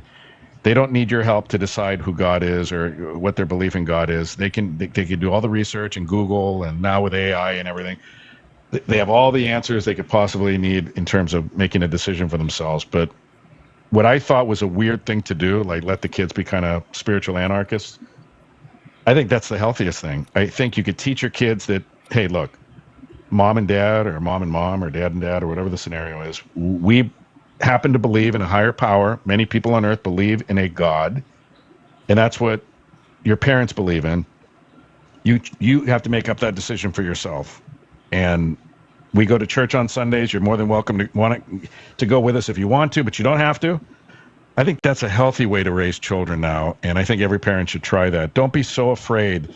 What's the worst that's going to happen, Crystal, right? Ike, what's the worst that'll happen, right? Is that your kid your Christian family might end up with a Muslim in the household. That's okay. He might end up being a Hindu. He might end up being a Satanist. She might end up being a Wiccan. They might not want to do with religion to any extent, have anything to do with it, and that's okay too. But I think that's how religions are going to continue to weaken, by the way. And if we ever want to get rid of this chokehold that religion has on our culture and our societies, we have to get rid of the indoctrination, which means parents, by definition, cannot raise little Christian stormtroopers from the time they're in diapers, or Muslim stormtroopers, or anything else. They need to use their own independent mind to make up their own decision. If they want to have a relationship with God, great. If they don't, they don't.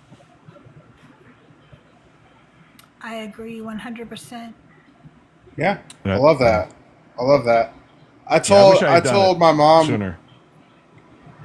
I told my mom, because I'm atheist and I've been atheist for a long time, and my mom is still a pastor in the church, so imagine the life I live. But I told her, when Santa Claus falls, like when she starts to question Santa Claus and like gets to that point, like all the other fairy tales, including like religion, are like I'll let her know, like, yeah, that stuff that Granny talks about is about as real as Santa Claus. So, and she came to that conclusion, but I think she's too young at this point because she's only in first grade. But she came to that conclusion about a year and a half ago, and I let her know, okay, yeah, no, there's a reason you have a hard time believing that stuff, and if you don't want to believe it, you don't have to. I surely don't. And I think that like the spirit of child in her, like just didn't want to let it go, because now she's like back on the Easter Bunny, she's back on like the Tooth Fairy, and like we haven't given up on the Tooth Fairy. So like in time, she's like super intelligent, and I think she'll come around. I know she'll come around, but yeah, I wanted to pick your brain about that. I do have another question, if that's okay. Oh yeah, absolutely. Sure. Coming from being a Christian to not being a Christian, do you find that dark moments are harder because you're not relying on like a mythical creature to get you out of it? You're relying on yourself and your ability to find peace in your mental health or your physical health, or like know that your decisions and not like the devil's are like causing the pain, and you have to like either take medicine or work out or like go to therapy. Like you can't just pray to. Does it make it more difficult, do you think? That's such a great question, Ike. Honestly, thanks for asking it. No, if anything, it made it easier, I think. And I know that's kind of counterintuitive, but I always throw to people when they say like, well, where do you get your hope from? Where do you, like in dark times, like you said, or sick times, do you feel hopeless without God? And I think it's just the opposite. I think I don't get it. And I don't remember all those years when I was a Christian specifically as to this question, but I don't get how hard times don't make more people into disbelievers, not believers. Like, God's never there. He's just not there. There may be a God out there. I'm not an atheist, by the way. I'm more agnostic than atheist, but I'm curious and I'm open that something may be out there. But I know it's not the God of the Bible. I know it's not the God, the Abrahamic God for sure. I know that much. It's impossible for me to believe now that whatever may have created this entire wonderful universe was that God. It's impossible to me. But I think it's really, I don't get how people are such firm believers when they get cancer at age 20. Like, how does that strengthen your belief in a God that you get cancer at age 20, or your baby got cancer in the womb, or your only car to get to work just blew up and you can't get to work now and your boss fired you. And like all these things happen. We have wars, we have disease, we have famines, we've got starvation, poverty, addiction, homelessness. I think it's much easier to deal with the world without a God concept than with a God concept, because if you deal with this, all the terrible things in the world, and yes, there's wonderful things too, but all the awful things that are happening right now, and you believe there's a benevolent God out there, what's he good for? I mean, that's my question. Like, if he's not helping cure cancer, what is he doing with all his endless time? He can't whisper into a doctor's ears, this is how you solve cancer. Here. We always hear, like, people heard God's voice in their ear. Funny, they only heard God's voice in their ear when it was to unalive babies and go into the neighboring town and unalive the entire village. Then they heard God's voice. But funny how no doctor has ever heard God's voice saying, oh, okay, that's how, like Jonas Salk never said, oh, that's how I came up with the polio cure. God whispered it to me. That's how we came up with the vaccine. So if God is out there and he's allowing tornadoes and hurricanes and AIDS and famine and cancer and all this horrific stuff happening, I don't know how that strengthens Christians. I would hate this God. I think it logically, all the strife in the world would make you logically hate this loving God you believe created everything, because he's doing absolutely nothing to lessen the pain. He's doing absolutely nothing to stop kids from being assaulted. He's doing absolutely nothing to help people in terrible marriages. He's doing absolutely nothing to help people to lose their jobs. I live in Western Washington, where we live in the woods, thank God. But when I go into town, I can't walk, or homeless or addicted to something. And where's this God? This God, who is supposed to take care of everybody. And you got homelessness out of control in this country and in much of the Western world. So I appreciate your question, but I think it's the opposite. I think it's easier to deal with the hard times in life when you don't believe in a God, because this God's not listening to prayers. He's not helping you. He's not doing anything to make the situation better. So at that point, what good is the God, is what I'm wondering. Like, what good is God if God does nothing? He does nothing. And there I were feel you. times when I was a Christian when I did hate God because I was going through so much painful stuff at once. And then I felt guilt for that, because now I think I'm going to go to hell because I hated God. But yeah, I got really mad at him. There were things that happened in my life, suffering that happened with me or people that I loved, and I could not fathom how a loving God allowed such a thing to occur. I feel like I've said before, I think I was kind of deconstructing through my whole life, just not realizing that that's what I was doing, Yeah, it's kind of a gradual thing more than like people say. If I remember the exact point when it's almost like the end of a marriage. It's not like it ends like, oh, I woke up and I ended my marriage. It's like it's usually a very gradual thing that sometimes can take years and years. It sneaks up on you. Yeah. Yep. Ike, did you have any other questions? I actually have kind of a two-parter. Okay, go ahead. I'm very inquisitive. No, that's And good. you know what? There's nobody waiting, so you can go right ahead and ask all your questions. Okay. Okay. So, people believe in an afterlife, and especially like the Christian thing of an afterlife. I'll say this, and then I'll let you expand on how you feel about it. They say it's like eternal peace and eternal bliss. And that doesn't even appeal to me because, like, I don't know, maybe it's my, mind stuff as I was diagnosed that likes the up and downs, even though I'm stable at this point. But does the ideal of, like, eternal peace with no, like, ups and downs, like, appeal to you? I used to believe in heaven and hell, and that's one of the things that kept me a Christian, I think, longer than any other aspect was the fear of hell. Like, I really lost a lot of sleep over that dilemma, as a lot of deconstructing Christians do, because it's so insidious and so pervasive, and it's so needed. It's needed within the context of the religion that you have to scare the crap out of the practitioners of this religion that, you're free to leave if you want, but, well, there's this place you're going to go to, and it's not very cool, and it's not very neat, and you're going to hate it forever and ever and ever. But it's your free choice. You don't have to go there if you don't want to. I used to believe in all that, and I now see how silly heaven and hell is. And if that offends anybody, they're more than welcome to come up as Crystal's guest here and challenge me on it. But I think the Christian view of heaven and hell is so patently silly and juvenile and childlike. We're like little children, like, oh, really? Like God's going to pat me on the head forever and ever? I really do. I think Christians have this vision that they're going to bounce on Jesus's lap.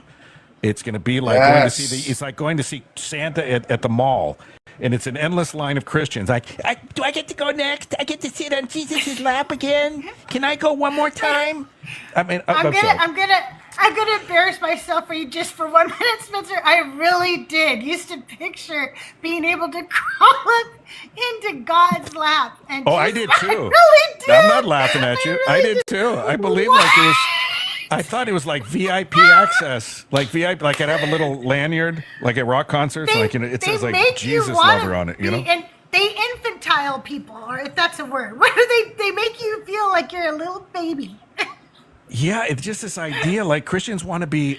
It kind of makes me sad, but it makes me angry. It only makes me angry because they, in the same breath, laugh about me rotting forever and laughing at us rotting forever. So that takes away the funniness of it for me in the comedy. But I think it really is just this juvenile, very childlike, silly thought that like bad people get spanked forever and the good people get their little chubby cheeks pinched forever and ever and ever, and they get their lollipops from Santa Claus. I mean, from Jesus, and same thing. But I think it's so silly that, I mean, like, why this in the Bible says basically heaven is eternal worship of God.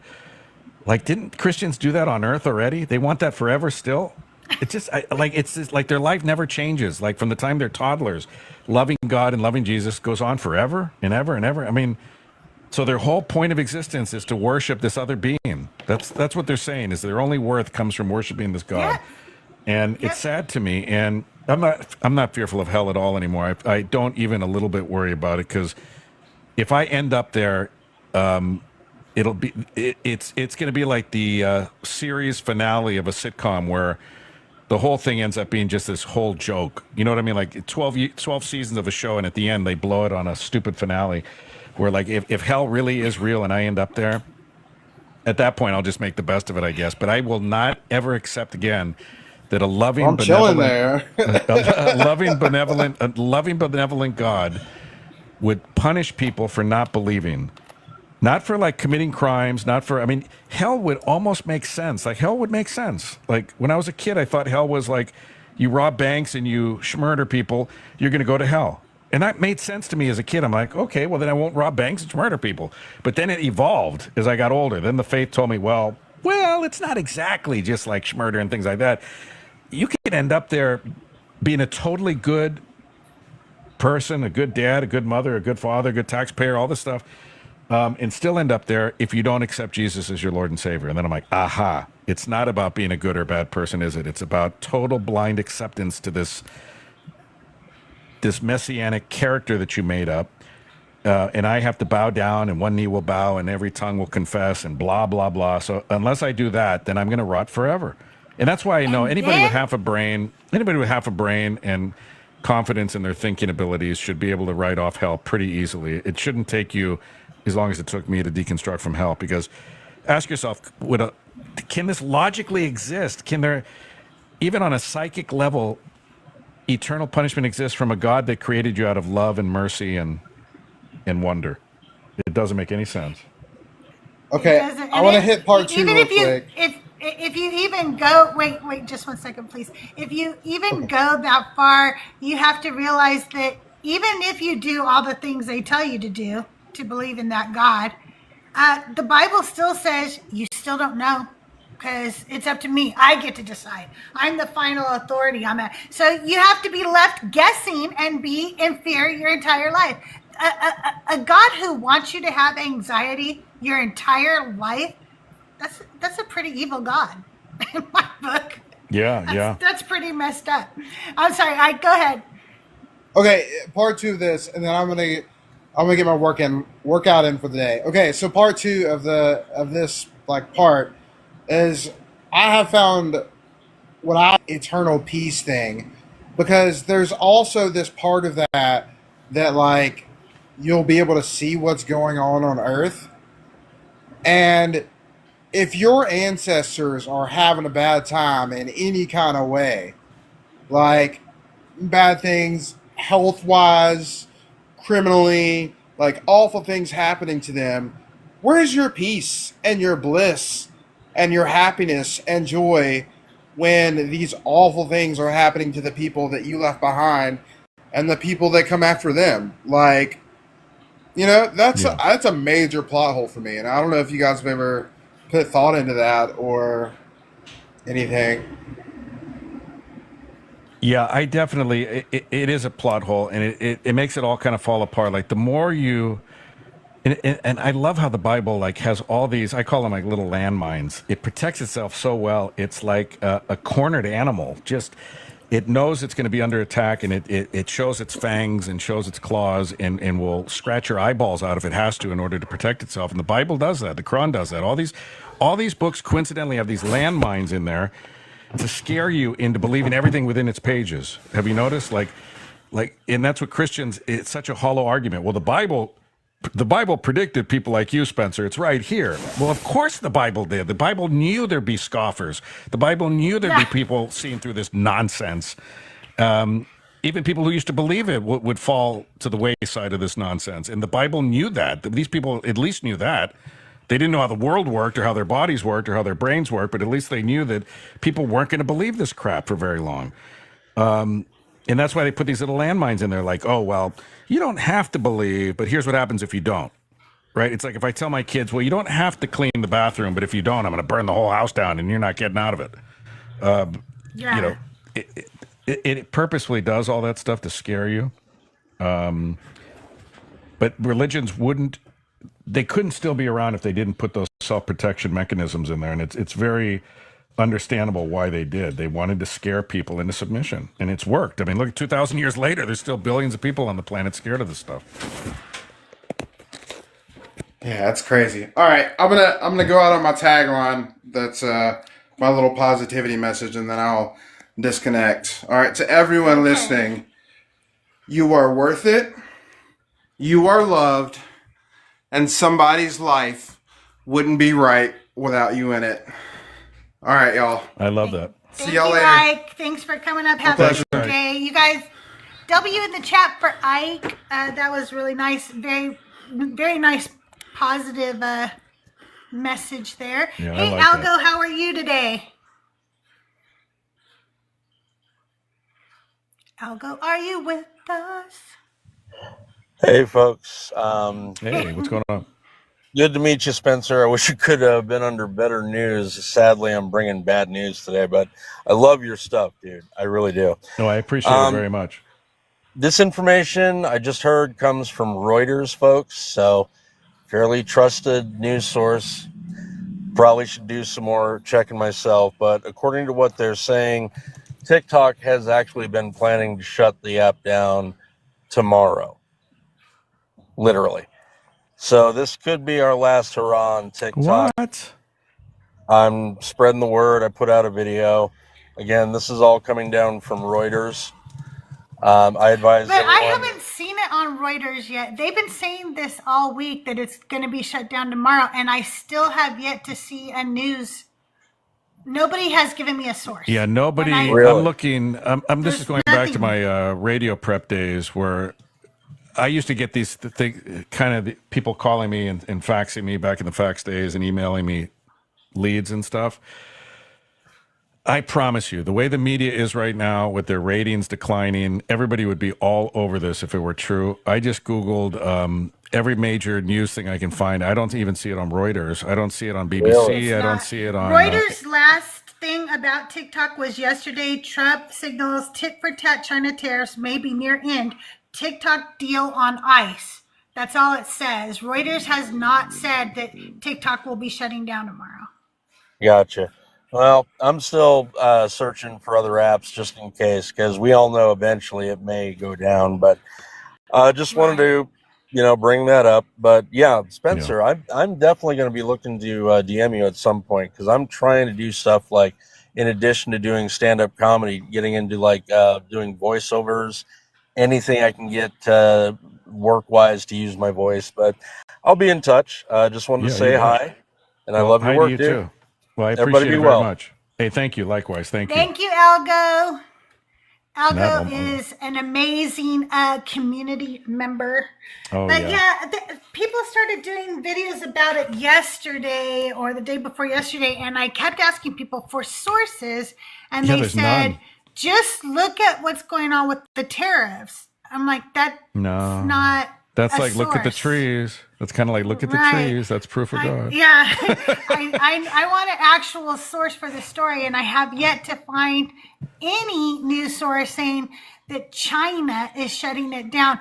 I believe it may be hard for them to find a deal now, but I think that China's going to want to keep making some of these American dollars until the very last minute that they can. I don't Yeah, know I why can't they would imagine give they up would all do the that. money they're making. Yeah. And it's a So, good sign that's- when you Google and it's not on any. I mean, I can't find it on Nothing.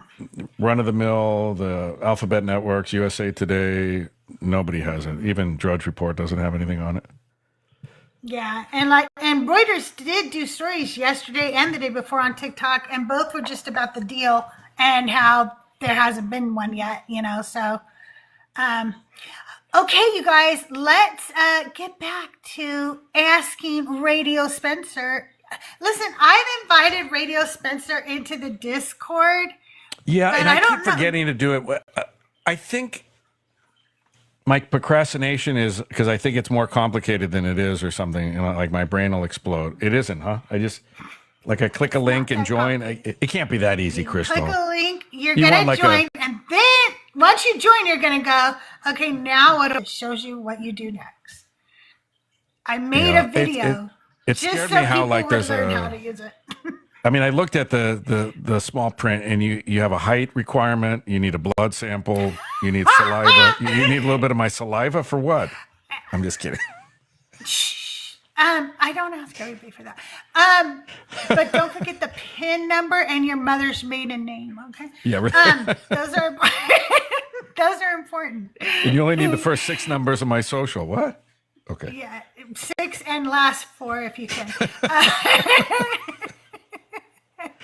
Yeah, one thing I could definitely need help with, and it's enticing me, as you told me that there's like internal help to like boost the lives, because I get so frustrated, because before the kind of fake ban that happened in January, I was just then getting to triple digits in my lives, barely. I was barely getting into the low hundreds. And after that reset, I am struggling to get to even 50 or 60. The other day I had like 60 people in there, and that's the most I can hit. I hit a roof of like 60 people in my lives. It's really frustrating. It has been frustrating for a lot of the creators lately. You know, some of us, we used to reach triple digits, and others, you know, we would have Christians in to talk to, and now, like, Think Girl have 500 people in her live, but they'll all be friendlies. She can't get anybody to come up and talk to her, you know? And she does talk. She doesn't just do one where she's debating Christians. She does conversations for deconstructing. So she talks to Christians, people deconstructing, or atheists, and she still can't get anybody to come up. And she's like, I don't know what's going on, you know? It's just it's just weird. How do you like, not to get too sidetracked, but how do you like the YouTube audience? Because I've done 2 YouTube lives, and I'm still learning how to do it. But is that going to be a good alternative for doing lives? Like if I wanted to migrate, if this goes away or something, Yes. and I hope it doesn't. But It's a is very YouTube good going to be a good? alternative. Yeah. And yes. And so, hey, by the way, if you're watching on YouTube right now, make sure to like and subscribe and do all the good things over there. Because I'm still trying to reach 500 subscribers over on my YouTube. And if you're watching on TikTok right now and you haven't subscribed to my YouTube, go do so. Link is in my bio. It's absolutely free. And I'm still giving away the POSFF mug once I reach 500 subscribers. All you have to do is subscribe to my YouTube and then go put your handle in my channel on the Discord, and you're entered into the POSFF mug giveaway. That's awesome. It says POSFF, which is what Joel calls people a piece of shit fuck face. So funny. And then on the back it says, so you know what a Sadakmak Biftage is, right? You know what? I'm like the only one on earth that still doesn't know what that is. Can you tell me, Okay, please? so Or do I have to be in the club first before you?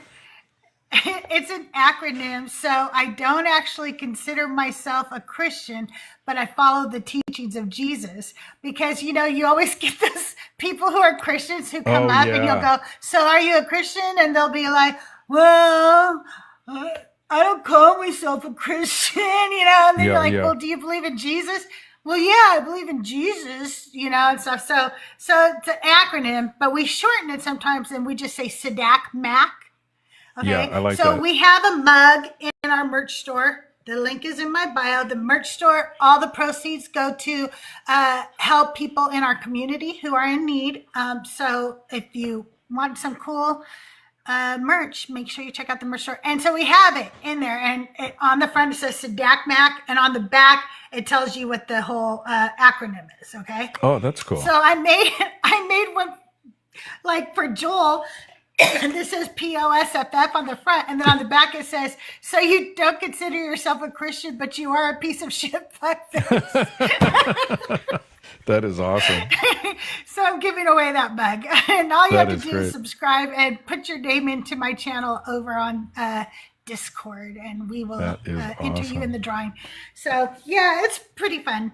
That's awesome. You know what I'm surprised, Crystal? I'm surprised. Where are all the? I know we talked about the algorithm being wonky, but I thought I'd be under attack by now by some believers. I'm surprised. I will say that the believers know that my Decon Q&A is not usually for them. So they might be just used to me not letting them up, because I don't let them up usually to interrogate the guests. This is our chance to get to know you, and they will turn it into a debate forum, you know? Oh, sure, Do you sure. hear this? Yeah, I get it. Oh, do we need some Tahir mugs? Okay, well, you guys let me know what you want. You guys know that if you want something made for the merch store, you could just tell me and I'll put it up there. So yeah, in case you haven't noticed, Justin calls them out to me live, and I get them out usually while his live is still up. You know, so yeah. He likes to tell. Let's make a shirt with that on it, Crystal, and then I'll go make him a shirt. That's really funny. Okay, so I feel like I asked you this, but were there other like genres of the radio that you wanted to get into that you didn't get to a chance to pursue?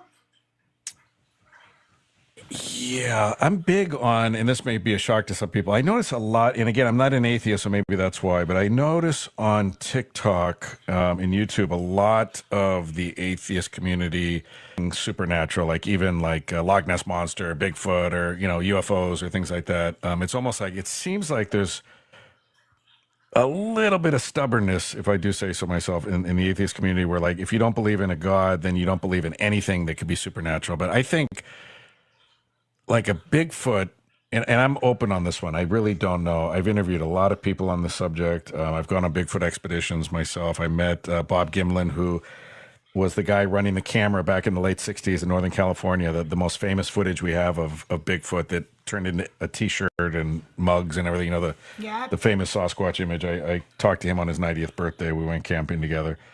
And I don't know, but I don't know why, like, if there's no God, and I'm not saying that there is one, why there couldn't be a bipedal mysterious creature that we just haven't chronicled. I mean, I don't know. I don't know why it's so off the path of possibility when we discover new frog species all the time. We discover new animals all the time. Like, we haven't mapped out every sector of this world yet, especially the oceans and stuff. So we don't know what's out there. I'm not saying Bigfoot's real, but I'm way more open to the idea of a Bigfoot that millions of people have seen over the last few thousand years. In virtually every country on Earth has a Bigfoot. Well, not every country, but most continents have Bigfoot legends and stories going back to even native cultures. There seems to be more anecdotal evidence of that than of God, and yet people are persistent that God is real, but Bigfoot, that's for lunatics.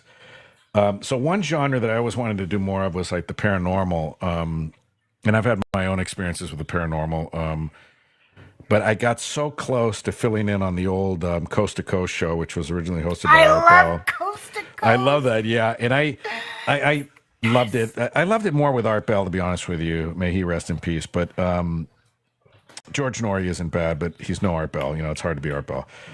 But I got so close because I actually interviewed a guy in Oregon who had a very compelling sighting of a Bigfoot with his family in the Oregon Caves National Forest or whatever in Southern Oregon. And I was doing radio in Sacramento at the time, so I convinced my boss to let me drive up there and stay a night and interview this guy up there. And I didn't know I was at the studios that across the hallway is where Coast to Coast was originating from. And so I talked to the engineer, you know, and I was like talking to the producers and stuff. I'm like, oh my gosh, I love this show. I can't believe it's right across the hallway. And I go, if you guys ever want me on a short list of fill-in hosts for this show, I know the paranormal stuff inside and out, and I'm a big, you know, healthy skeptic of a lot of this stuff, but I also am open to a lot of the possibilities of it. And they said, yeah. And they took my information. Never got a call. To be honest, I didn't follow up as often as I should have to see if they still wanted to use me. But I would love to this day to like, I might even reach out to George Norrie now. And who knows, maybe he'll say, yeah, sure, kid, go ahead. Like they would still call me kid, but I'm trying to humor myself. Would be so. Yeah.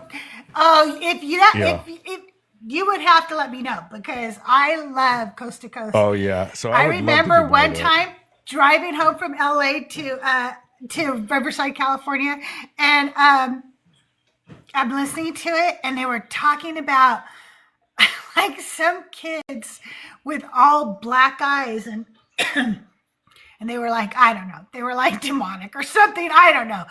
But the story, and as these people are telling it, was just so scary that I was like, I can't even stop for gas. Now, you cut It out a was little really bit in my headset. Did you say the black-eyed children? Is that what you said? Or Yeah, did I hear wrong? Yeah, black-eyed children. I met a guy at a paranormal kind of convention where I met a lot of people, and I actually became friends with a lot of people. I'm friends with Amy Bruni, who was on Ghost Hunters, and then she did a bunch of other paranormal shows and stuff. And I met them through that convention, funny enough, and became good friends with a lot of them. But I met, and his name's escaping me right now, David something or other, I think, and he wrote several books on like the black-eyed children legend, and it's a weird one. That's the one where like people swear like these kids with like just all black eyes knock on their door, and they want inside the house for some reason. Like they just say, "I need to come inside," and that's one of those I just can't get myself to believe, because they say like people who let them in, they disappear forever. They're never heard from again. But that's like one of those circular, like, well, if we don't know who they are, how do we know they open the door to these kids, right? Like if they just disappear, then there's no story. Like we don't know. The ones that they were telling was one of the people did get away or whatever. So that's why they were able to tell their story or whatever. So that gave credence, right?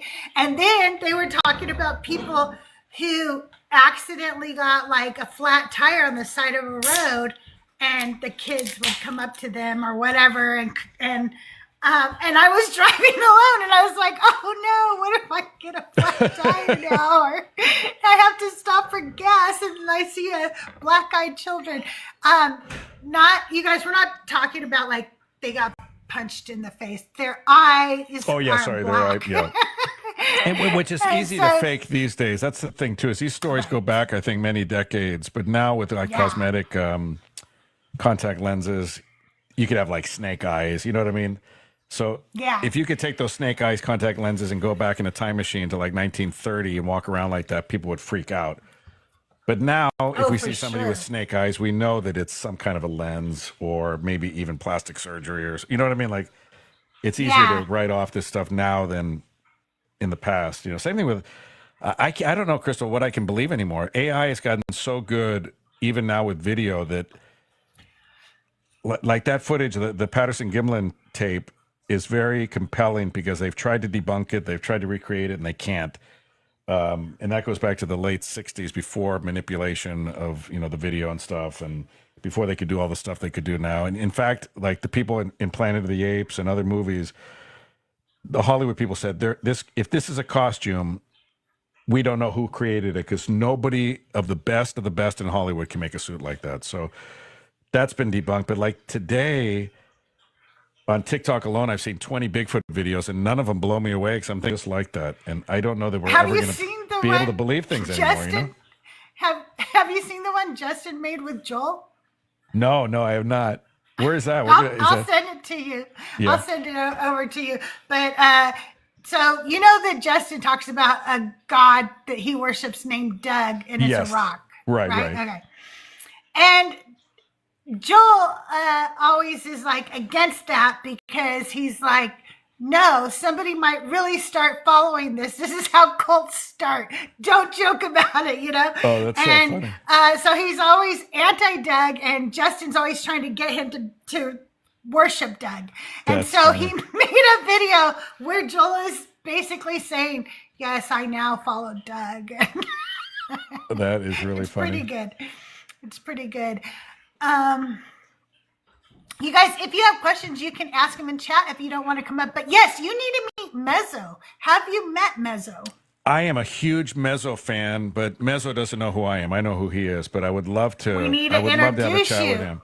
He is one of my favorites. He, Joel, you, Justin, Sarah, Leaving Faith. I know I'm leaving people out. Sarah's going to be on my show in May, awesome. By the way. Who is? Sarah's going to be on Decon Q&A with CrystalJae, and May Thinker is coming up in May as well, you guys. May 2nd, I believe I'll I love Thinker too. I think it's like, so, but yeah, so What was I going to say? Well, we need to get you on Mezzo's show. We need to get the two of you to meet because he likes to talk about Bigfoot. He's into stuff like that. I would love to. God, if I even can sit he- on his panel one day, I'd love to do that. He does a topic sometimes. What's more believable, Bigfoot or God? And I think I it's a have great seen that topic. actually. It's a great topic. No, it's true. I mean, nobody has a plaster cast of Jesus's feet, you know, but there are people that swear. Right. I've interviewed them. I have friends that swear they've taken plaster casts of Bigfoot's foot. So I think there's more evidence, quote unquote, of Bigfoot than there is Right. of, you know, Jesus, Exactly. even historical Jesus for that matter. The thing is, okay, so I'm an atheist. I don't know if you know what that means. No. But it's with an I, and it means I'm agnostic, not agnostic. I believe that we as a human race cannot even begin to agree on the definition of what a God is. And so until we can clearly define what a God is, I don't really find that there's any reason for us to argue about this God because no two people even picture a God to be able to have the same qualities and so forth. So I think it's very undefined. And so I'm an atheist. But as an atheist, I don't believe in most supernatural things, but I believe that a Bigfoot would be natural. I believe that a Loch Ness monster would be natural. Not and supernatural, I believe right. aliens would be natural. So That's true. what That's I a good don't believe distinction. is that you could make fire fly from your fingertips and then poof, a frog appears. I don't believe that's Right. that's supernatural. Yeah. You know, we know that's true. where fire comes from, and we know what it would do to our fingertips if we did have fire coming out of them. And you know what? That's why I and I'm reluctant to admit this, but and I know that's not necessarily like Wicca is a religion, but I'm always like intrigued, like because one of my favorite sections in the bookstore, even as a Christian kid, was the occult section. They used to call it the occult back then, and then it became kind of like metaphysics and things like that. But I used to love that section. In San Francisco bookstores, always had like a creepy corner of the store that had like these weird books that I wasn't supposed to look at as a Christian and stuff. And some of them were like spell books and witchcraft books and stuff. And I'm even a skeptic of that stuff because people swear like you can do certain things in incantations and cast spells, right? But that reminds me of like religion too, where it's not repeatable. Like, in other words, if it was so easy that I could pick up my witch's spell book and say, okay, this person's being a pain in my butt and I want them to go away and nothing harmful to happen to them, but I want them to ignore me. Here's a spell for that. And if I mix these three things in a thing and whisk it around and then I say this 500 times, they're going to leave me alone forever. My rational brain doesn't believe that. I don't believe that any more than I believe in prayer. Because it's not repeatable. If it were that easy, we would just all cast spells. I cast a spell to grow my hair back. I cast a spell to grow 3 inches. 3 feet, not 3 inches. I would cast a spell to drive a nicer car. You know what I mean? Like, it's not so easy. Like people, you go to the bookstore and there's 1,000 books on witchcraft and like spell casting and all you have to do is go hubbity boo, ba ba boo, ba ba ba ba ba, and all your enemies are going to turn sweet on you or something. And I hate to say it, I think it's ridiculous. I don't believe it. I don't believe in things like voodoo. I think voodoo has been determined to be kind of the power of suggestion. Like, you know, you would tell somebody like, you're going to attack. And then they go, see, voodoo's real. The guy had a heart attack by midnight. I think it's more that than there's actual power in voodoo. I don't believe that casting spells on people works. Right? I mean, obviously it doesn't work. It doesn't work. Or like or the whole left wing could just cast a spell on Donald Trump or something. You know what I mean? Like if they're that easy, I mean, come on. Tahir, you said, what about unicorns? Well, I believe that there's possibility that there are animals that were large that could fly, like there were probably flying dinosaurs and stuff. So I believe there's a possibility that something has existed that resembled a horse that could fly and that maybe had one horn. Do I believe they exist right now? No, not here on this planet anyway. Follower, can I get your age for TikTok purposes? Yeah, It it's says you've just been me, a Dagda. guest before. I thought so. Okay. I was like, I know it's somebody I Just know, but keeping who is everybody it? on their toes. Just keeping You everyone on are. their toes. But on the unicorn, I have two things. On the unicorn thing, if you look up the Latin term for single-horned rhinoceros, it'll be the Unicornus rhinoceros. So there are Nice. unicorns. Interesting. Also, Spencer, I don't know, but are you on Discord at all? I'm not. Are you gonna make me feel guilty You like should Crystal? get yourself on Discord and then come onto the Discord junction, man. You'd be able to meet everybody there. I and have appreciate it. endless Now here's the supplies. only thing. Crystal, I'll tell you this, and follower, I'll tell you this. My main hesitation has been, I'll be honest, it's finally occurred to me kind of what it is. It's been subconscious, but I know what it is now. I feel like I spend way too much time on TikTok. Sometimes I'm reminded of that by family and friends. And I could rationalize it if I was making like a lot of money, like some influencers are. I'm not an influencer by any stretch, but if I were actually making a living off this, I could spend all day and night on this thing, right? And rake in the dough. But I think it's a guilt thing. Like, I feel like Discord's another avenue that's going to suck my time and suck my energy and my resources. And I'm going to be on there all day. And then I'm just going to basically lose my wife and kids and any semblance of my life, because I'm going to spend every waking moment of my life in there. Or like, you know what I mean? Like, I don't know the format of it. Like, if someone's going to ask a question in there, do I have to be there to answer it? Or how active of a participant do I have to be on this? Because I honestly, I'm maxing out my time on social media as it is, and I'm worried that like one more, it's almost like Netflix, Prime, Disney Channel, all this stuff's like vying for my attention. And if I feel like if I go one more direction, I'm just going to lose my entire personal life. I get that. I am on Discord a lot, but it's more like a messaging thing. So I would say that it's like having a better way for people to contact you than TikTok, because TikTok doesn't allow us to say enough words to you if we want to, tell you something, whatever. We can't send you any pictures. We can't send you any documents or anything like this. Yeah. This is just another service where you could hang around there and chat and stuff. I personally don't have time to.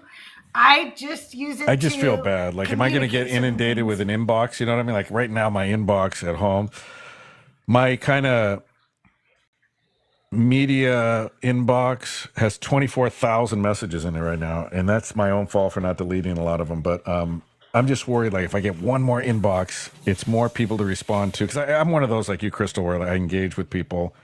And if they're going to take the time to ask me a question, even on my videos, I respond probably to 80% of the comments on my threads, unless they're disrespectful outright and stuff. But even those I respond to. So I'm one of those that like feels guilty if I have 100 messages in there, I'm going to want to answer all 100 of them. And then I'm worried, like, okay, that's 3 hours of my time, and that's another 5 hours of my time. And I'm an admin, and I probably get the most, messages out of somebody in the Discord. And I probably get 3 messages a day. Okay. And I'm an admin, so okay, good. I didn't know, like, if there's a lot of spam or like, like how much stuff gets filtered out. Or no, you have to accept somebody's message, and you don't even have to accept them as a friend. If it's like, I want to read the message, but I'm not ready for some kind of friendship, so I'll just read your message. Or you could just ignore any message comes in and delete and go, I don't even want to respond to that. So it's not like just a million people will be messaging you or spamming you. Okay.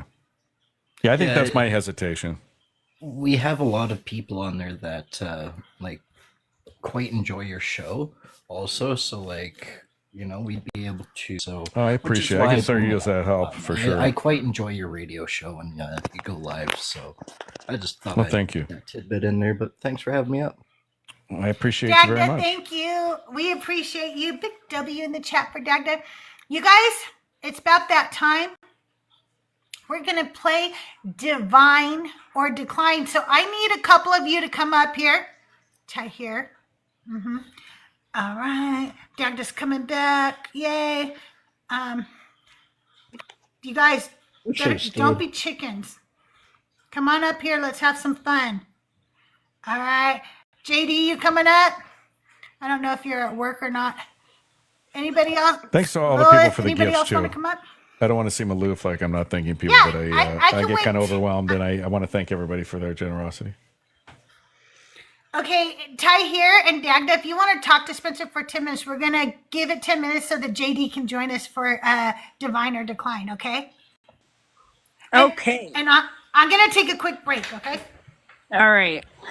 So while Crystal has stepped away and while we filibuster here, we're at 37,000 likes. Let's get it up to 40 if you don't mind. And 40 by the time Crystal comes back would be super cool.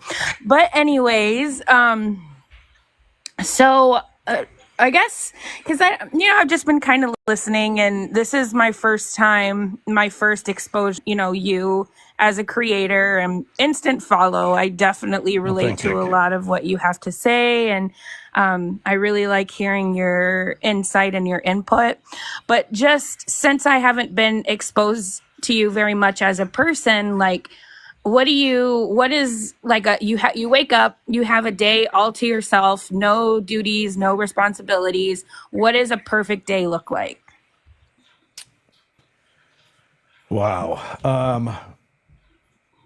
A perfect day would have been like the other day, and it was a perfect day where we went. I live in Western Washington, and every April there's the Tulip Festival, about 4 hours from our house. So we went, including my father-in-law, my mother-in-law, my wife, and our daughter, and we hopped in the truck and took the ferry. The ferry system here has ones where the cars can go on the ferry. So we took a ferry to another town and then drove from that town up to the Tulip Festival. And the weather was perfect. The family was perfect. Everything was just beautiful. I mean, the weather on the water, on the ferry, that's kind of my ideal day. I always think, like, if I was independently wealthy and I didn't have to work for a living, I would have more days like that where I would just kind of have adventures, even kind of low-key ones like that. I love stuff like that. So that would be a perfect day. If my family was out of town or something, and I've had that happen sometimes where I have the house all to myself, it's just me and the dogs. I'm kind of boring. I would probably get like a Domino's pizza and like read my Kindle for hours on end. Or now with TikTok, I would probably do a TikTok marathon. If the family's not around, I'd be on TikTok all day long.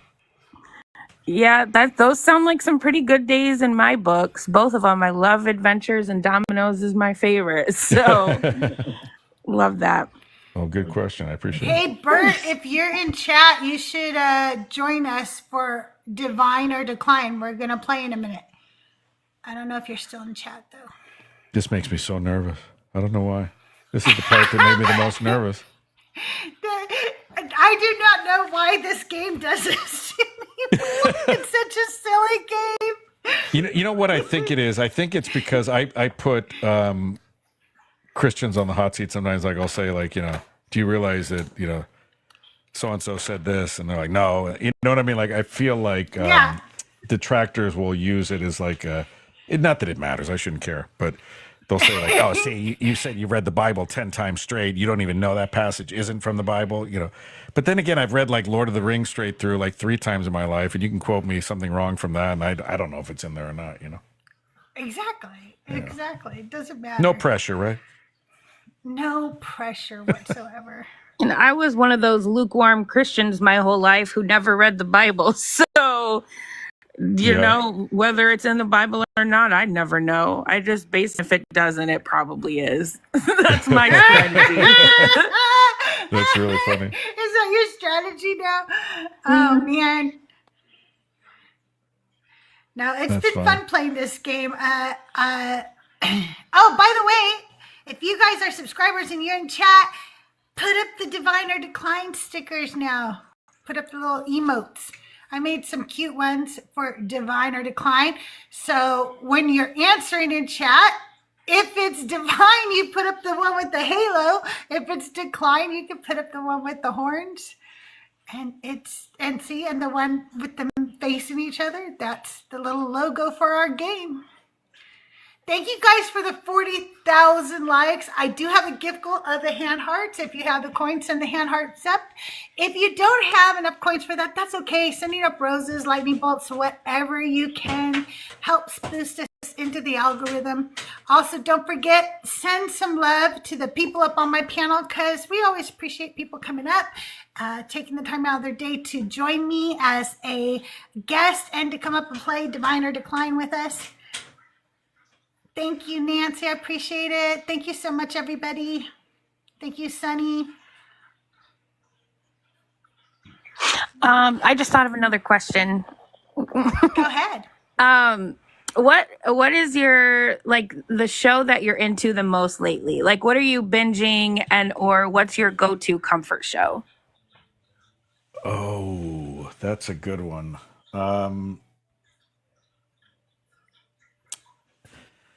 My biggest problem is like my wife will get me into these great shows, and then I do too many simultaneously, and then I never finish any of them. Or it's kind of like books. I have like 5 books I read at a time, and I should really only read one at a time, right? But I've become a big Yellowstone fan. Don't tell me what happens, because I haven't seen the whole thing. And then the offshoot show. So the writer's brilliant, where like he has all these prequels, so then you got to see all of those, and it builds up the story of Yellowstone. One that I really am digging, though, is White Lotus. Have you seen that one? Anybody seen White Lotus? I saw season 1 and started season 2, but Yeah. season 1 was amazing. Yeah, what happens is, like, sometimes I'll read my Kindle in bed while my wife's watching these shows. So I'm watching them and I'm absorbing stuff, right? Like I'll stop reading because something crazy will happen on the screen, then I'll watch for a few minutes, but I'm totally lost. And one thing that drives my wife nuts is when I say, "Why did that guy just throw the guy out the window?" And she goes, "Stop asking these things. Just either watch the show or don't. But don't. I'm halfway through the season. You can't ask me a question like, why did you just throw the guy out the window? It's a long story." So I annoy her when I do that. So I annoy White Doug, Lotus. too. I was gonna say that your wife is me in my scenario. Yeah, I always do that. Like, I'm always the one like talking. Or another thing that drives her nuts is I'll see an actor and I tell the kids, "Do you know that actor first starred in this movie? And that guy used to be, whatever." And my wife says, "Don't care. Just want to watch my show." That's me too. I say all the time, like, I don't know what it is, but like there's so many things, like birthdays. I can't retain birthdays for the life of me, but I can remember who starred in what movie and song lyrics, and I'll see a face and I'll be like, "That's so and so. They're also in such and such." And people will be like, "Don't care." And I'm like, I just can't help it. I'm a big trivia guy, so I always think everyone else is interested in it. But yeah, so White Lotus was one that I saw bits and pieces of all 3 seasons so far. But then I'm going back and I'm like on the 4th episode of season 1. And then at first we thought that you could watch them like standalone seasons, which I guess you can. But then we find that there's overlapping characters from season 1 to season 2 and 3.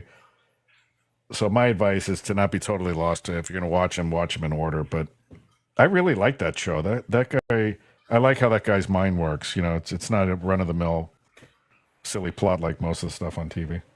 Yeah, he's really talented. Have you ever seen School of Rock? No, I have not. I remember the movie, but I saw the movie, but it's a series, right? Oh, well, I'm talking about the movie, the Jack Black movie. Yeah. No, I love the movie. Yeah, I think Matt White wrote that movie too, and that is one of my favorite movies. I still watch it to this day. I thought the School of Rock was also like a show or something, so I got confused. I think they did bring it thought back. they did too. Dagda, what did you want to say?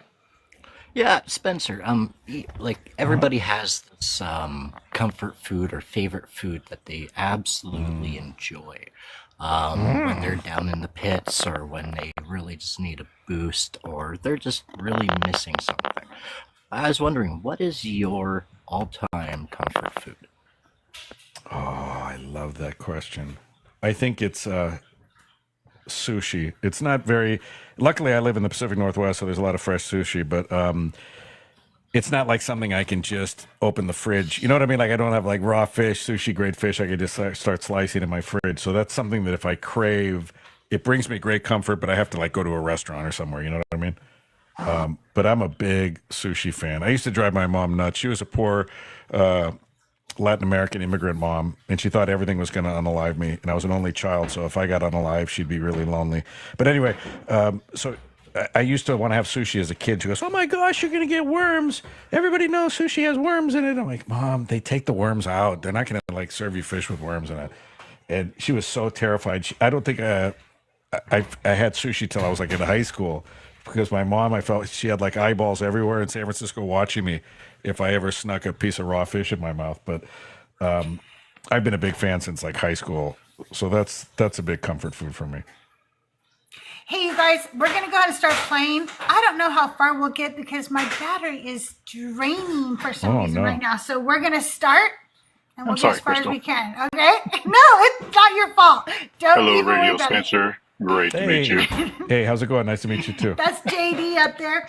Okay, ready? Here we go, everybody. Remember the rules. You say divine if it's from the Bible. If it's from anything else, it's decline. I'm using the New American Standard Version of the Bible, the Book of Mormon from 1830, and the Quran, because none of those have copyrights on them. Okay, the heart is more deceitful than all else and is desperately sick. Who can understand it? Divine or decline, JD? Can I get it one more time? I'm sorry. Yeah, the heart is more deceitful than all else and is desperately sick. Who can understand it? Divine. Tahir. That's so funny because I was like, well, it doesn't sound Bible, so that must mean it is, but I'm going to go decline. Decline. Dagda. Decline. Decline. Spencer. I hate being the one that always asks the rules over and over again. Why did You that guy just throw tell me himself if out it's the from window the just now? Bible? No, I'm just kidding. So if it's not in the Bible, it's a decline? Or if That's it's correct. in any of the holy books? No, It's the Bible? just it has. Oh, The Bible's the only thing divine. okay, I say decline. Okay, it's divine. That's Jeremiah 17:9. And you all doubted Okay. me. That's why I quote unquote love this game. Okay, they did raise their voices as a tempest, crying unto the heavens, for the earth did tremble beneath them. Man, these are tough.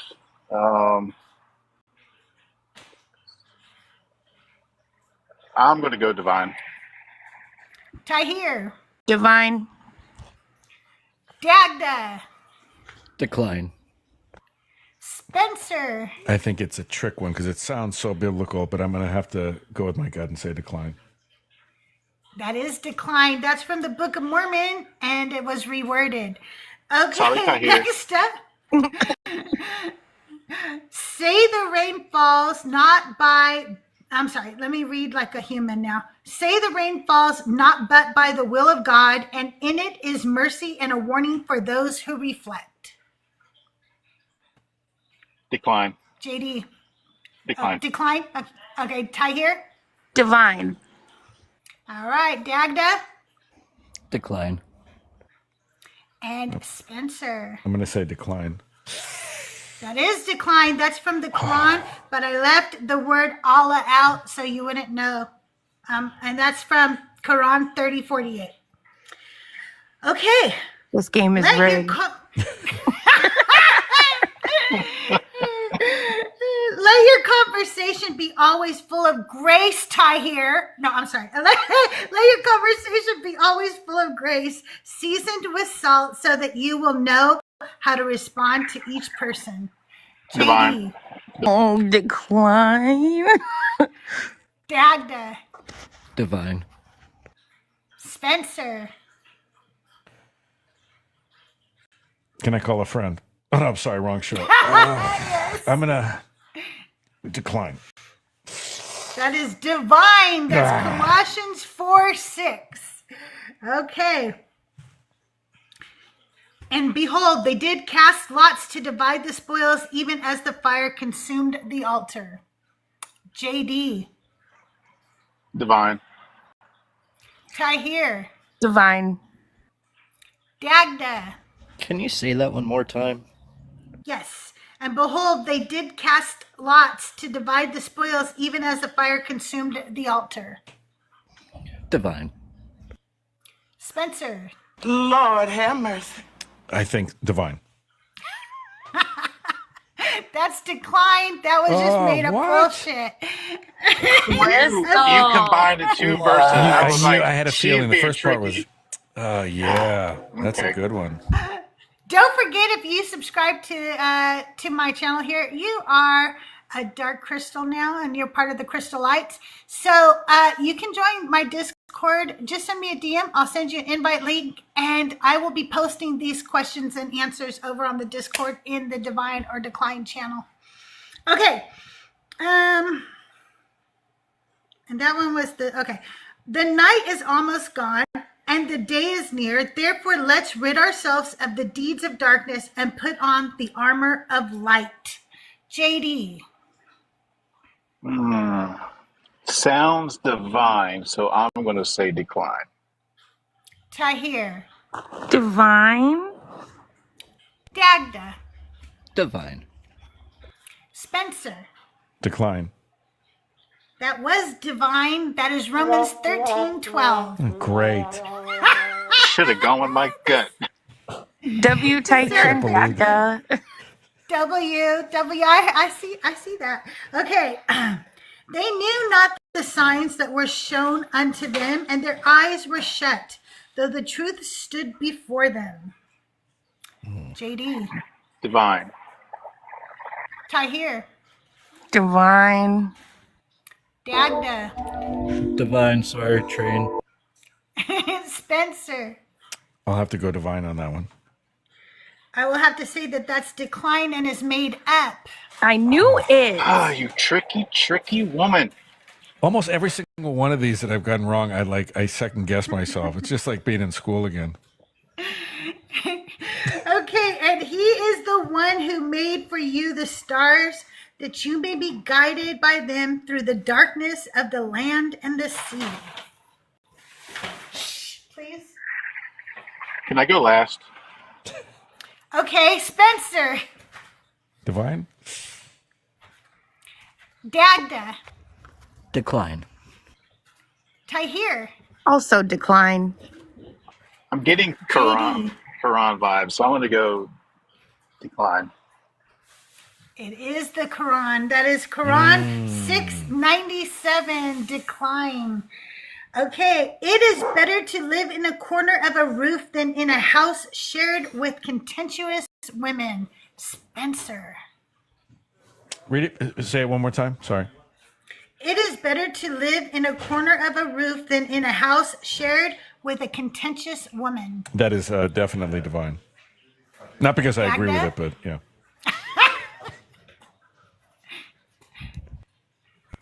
I'll say decline. Tahir Decline. and JD. Given the misogyny in that one, I will say divine. It is divine. That is Proverbs 21:9. Yes, they love to call women things like contentious. Okay, and our final one today, you guys. And when the walls fell, they gathered in silence, for the voice of the Lord had shaken their pride.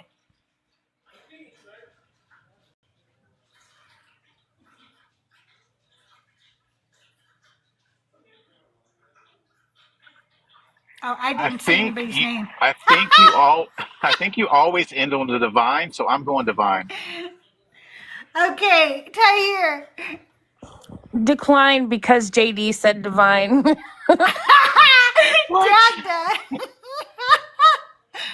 Can you say that one last time? Yeah. And when the walls fell, they gathered in silence, for the voice of the Lord had shaken their pride. Oh, that's divine. Okay. And Spencer? Divine. It's decline. That is made up, you guys. That is this week. You're This show too good is at decline. Just kidding. So, Crystal, I have a proposition for you. Next time, you are going to play divine or decline, and I'm bringing. Maybe I'll do that for a sub-only live. I'll let one of you guys yes, that would be host it. I have to Love play that. it. That would be Put a really you in the fun, hot seat. evening. I didn't think Yes. anything would be more horrifying than my first marriage, but my performance there was probably even topped that. Don't man. worry. Don't feel so bad. I don't read the books, so Don't feel bad. Spence, it was so nice having you on. Thank you so much for being my guest. When are you going live Oh, again? thank you. Boy, I don't know. Sometime this weekend, I bet, but I don't know. Okay. This may have taken up. I wanted to spend most of my TikTok time with you today, so I may do some videos later. I don't know if I'll do a live today, but maybe tomorrow. All right. Well, we will look forward to seeing you, and hopefully you'll join us over on Discord soon. I had so much Are fun. you going live? I had a great time. Dagda, are you going live today or soon? probably not today. I was slugging around on ladders all day and took a hammer to the head by mistake. So, yeah, no, I'm just kind of taking it easy right now. Hope you're all Okay, right. yeah, please do. Tahir, when is your podcast starting? So we already recorded episode 1, part 1, and I think it might be ready for release tomorrow. We were still kind of trying to decide what day, and I like Sundays, because we're like deconstructing. And so episode 1, part 1, Garnet's story might come out tomorrow, most likely, fingers crossed, still doing some last minute editing. But I did want to say it was super nice to get to meet you, Spencer. Thanks for having me up, of likewise. course, Crystal.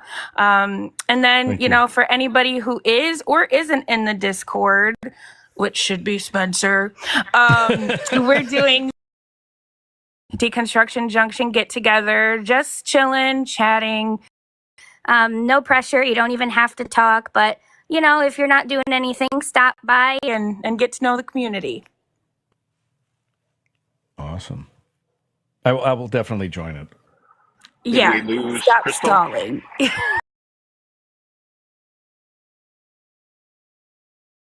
I don't know